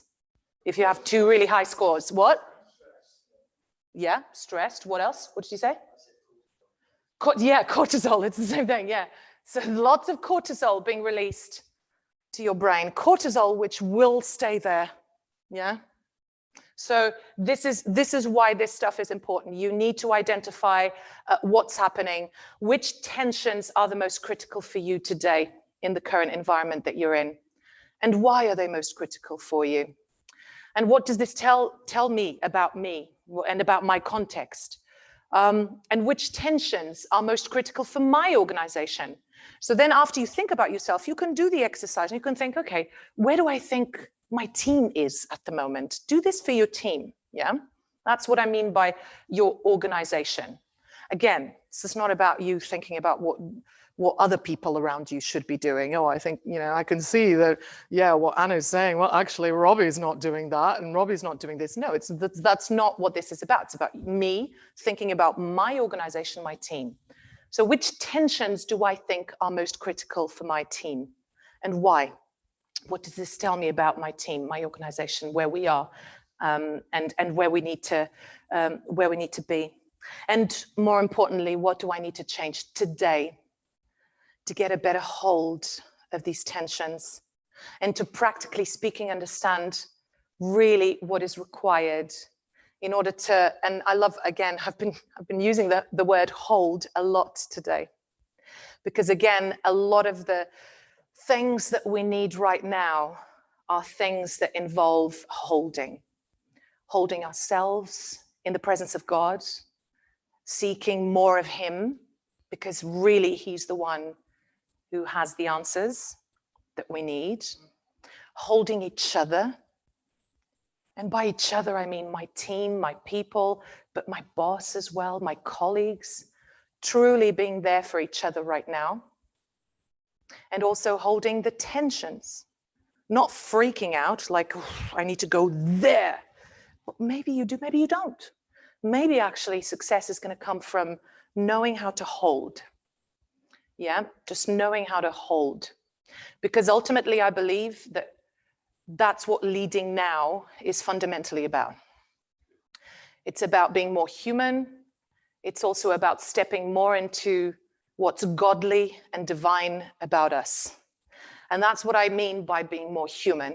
I'm not talking about a humanistic approach.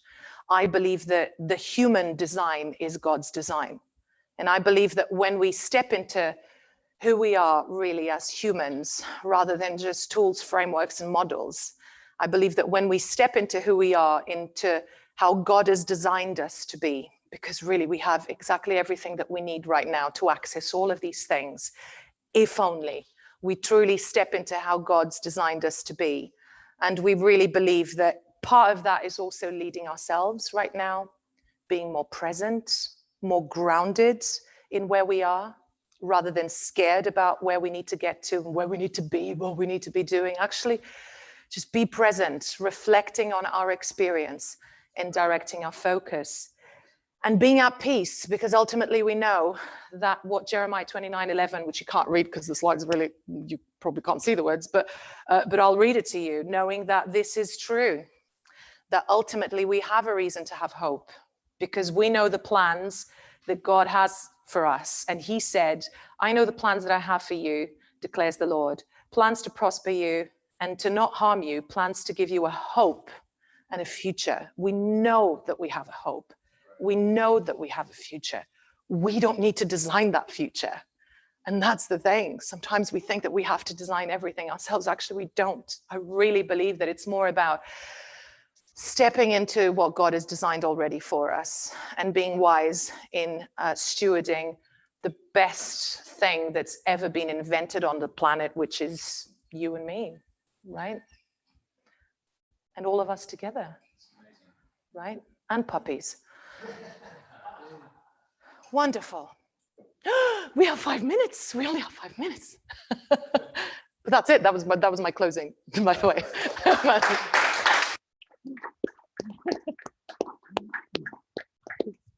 You're awesome, Anna. Thank you. Thank you, Gary. So are you. Is there a burning question? If we've got 5 minutes. We do. Yeah. I just think today you guys have just been. This has been captivating. Absolutely been fantastic. I don't know how you've been. How it's been at home. I guess we're still, as I said, all still learning this this Zoom thing or whatever we're doing. We're all so used to the be in the room part of the crowd vibe and learning how to gather different. So I don't know how it's been for you, but it's certainly been fantastic for me. So is there any, I guess, I don't know how we ask questions. We can only have them from the handful of people who are, I will say, perfectly socially distanced. Socially distancing. According to all the rules. Even the food was all packaged in individual boxes. So yep. Still someone put them in the box, didn't they, I guess, but I don't know. Anyway, we're all COVID safe. That's what I'm trying to say. Yeah. So any questions? Come on, you got a lot to think about. Being the general manager. Yeah, I guess. Oh, microphone. Oh. Do we need a mic so people at home? One of the things you said, Anna, was about communicating, what you can to your teams and things like that. One thing you specifically said was develop policy and those sorts of things. Do you have any tips on how to do that when the situation is so uncertain that you actually don't have anything to communicate? Yeah. There is nothing to write a policy about or communicate, because if I'm the leader, I don't know. So how do I help you be, hold on to you, like you said, but without any information? Yeah. That's a question that I get asked a lot, actually.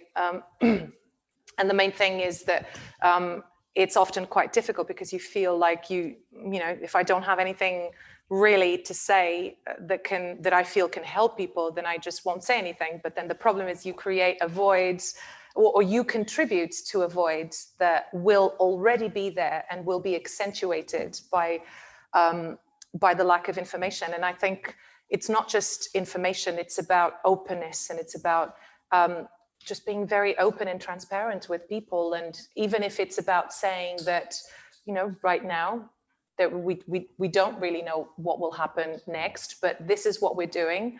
This is what we're doing to try to find out and try to identify solutions and options, et cetera, And this is when we will, we'll touch base with you again, so to speak, so that you're strengthening, not creating, because those communication channels should be there anyway, because good leadership is about making sure that there is that communication and there's an open, an open channel. But what you need to do is you need to make sure that you're strengthening and opening even more channels of communication, and that your touch base, you do touch base with your people regularly, because that in itself creates trust. When you come in and you say very openly, this is the situation, this is what's happening. We still don't know exactly how we're going to address this, and this, but this is what we're doing to try to find out. And you invite also people's contributions, ideas, and more importantly, you invite people's concerns, questions, because again, it's about creating dialogue and strengthening that dialogue so that people do feel listened to, but also that people feel that there's authenticity, because again, that's one of the things that is required the most from leaders right now, is those three things that I showed at the start: empathy, authenticity, openness. When that is there and you're able to, when that's there, the thing is you need to demonstrate these things, right? That's what I mean by when that's there. So when you're able to demonstrate these things through these behaviors, then that generates an atmosphere of trust and openness, and people feel held. That's the thing. So Nick, can I build a question on top of that? So, yeah. So you got, if we just go an organization that perhaps I represent, I don't know how it works for other people's, but everything right now, because of where we're at, is completely decentralized. A bit like what I said, most communication is based on proximity. Yeah. And then you have, we live in a world now where the tension is everyone's supposed to know everything about everything. Because that's why we have social media, isn't it? So everyone knows everything. So how do people navigate the in crowd and the outer crowd? I'm not in the know, but it seems there are some in the know. And if you're in the no crowd, then it's okay. If you're not in the no crowd, then there's tension and all of that. And then, because I know if you're in the center of the no crowd, you just don't know. Yeah. How do you? Yeah, I think, that's a good point, isn't it? And I think one of the things I would say that as a leader, you have an organizational perspective that sees, as a leader, it's likely that you will have visibility on some form of structure, organizational structure. And that tends to be our starting point as leaders when we do things in the organization, even when it comes to how we communicate with people, who we need to communicate with, et cetera, et cetera. And what we need to think about is we need to be doing this not from the perspective of that structural organization, but from the perspective of the person, the people around us, the teams, et cetera. And I think if we use that as a starting point, particularly in the context of church. If our starting point, and if we're talking about church, we can speak openly here, right? We're talking about your scope of leadership in this room and at home for other church leaders watching, is you have staff that under your leadership. You also have volunteers under your leadership. You have lots of groups where some groups might be in or think that they're in, others out, whatever. You have all these things that you need to manage.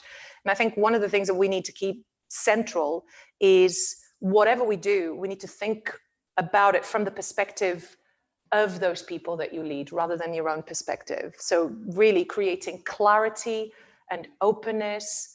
And I shared earlier, another thing that is really required right now, especially in creating holding environments, is to make sure that we're not accentuating those barriers and those factions and those, that actually we need to do the opposite. We need to create atmospheres and environments where everyone feels included, everyone feels that they're having access to what they need.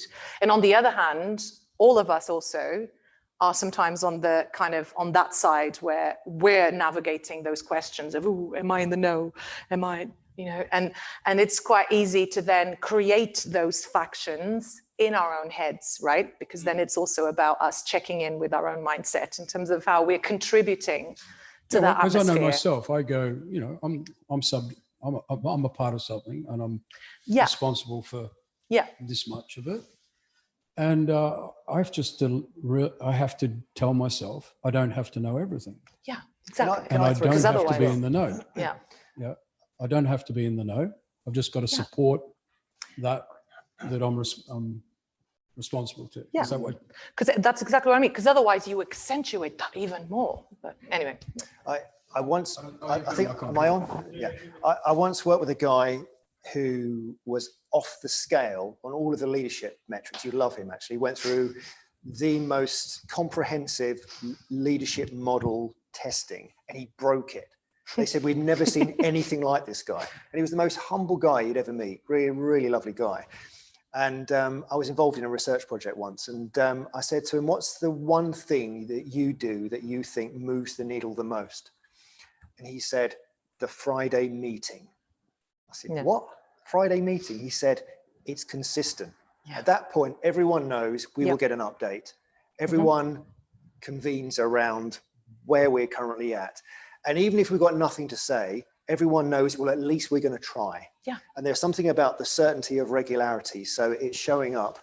I guess the other thing for me in a Christian context is, and just starting to try and do this in my own family, so I'm being really honest, is God, what does my daughter need right now? And asking the same for our teams, because sometimes it's not declared. They never tell us what they need. Even if you say, what do you need right now? They don't often know. God knows. So asking God, what is it that that person needs? What experience do they need from me? What is that thing? It's got to be the shortcut, I think. Yeah. Yeah. Yeah.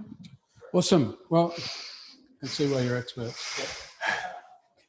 Fantastic. So I don't know what your context of watching today is. Maybe you run a business company, you're middle management somewhere, you're part of church leadership team of some context. Hopefully this has been insightful. Hopefully it's been really valuable for you, and I've certainly enjoyed it. So once again, thanks to you guys.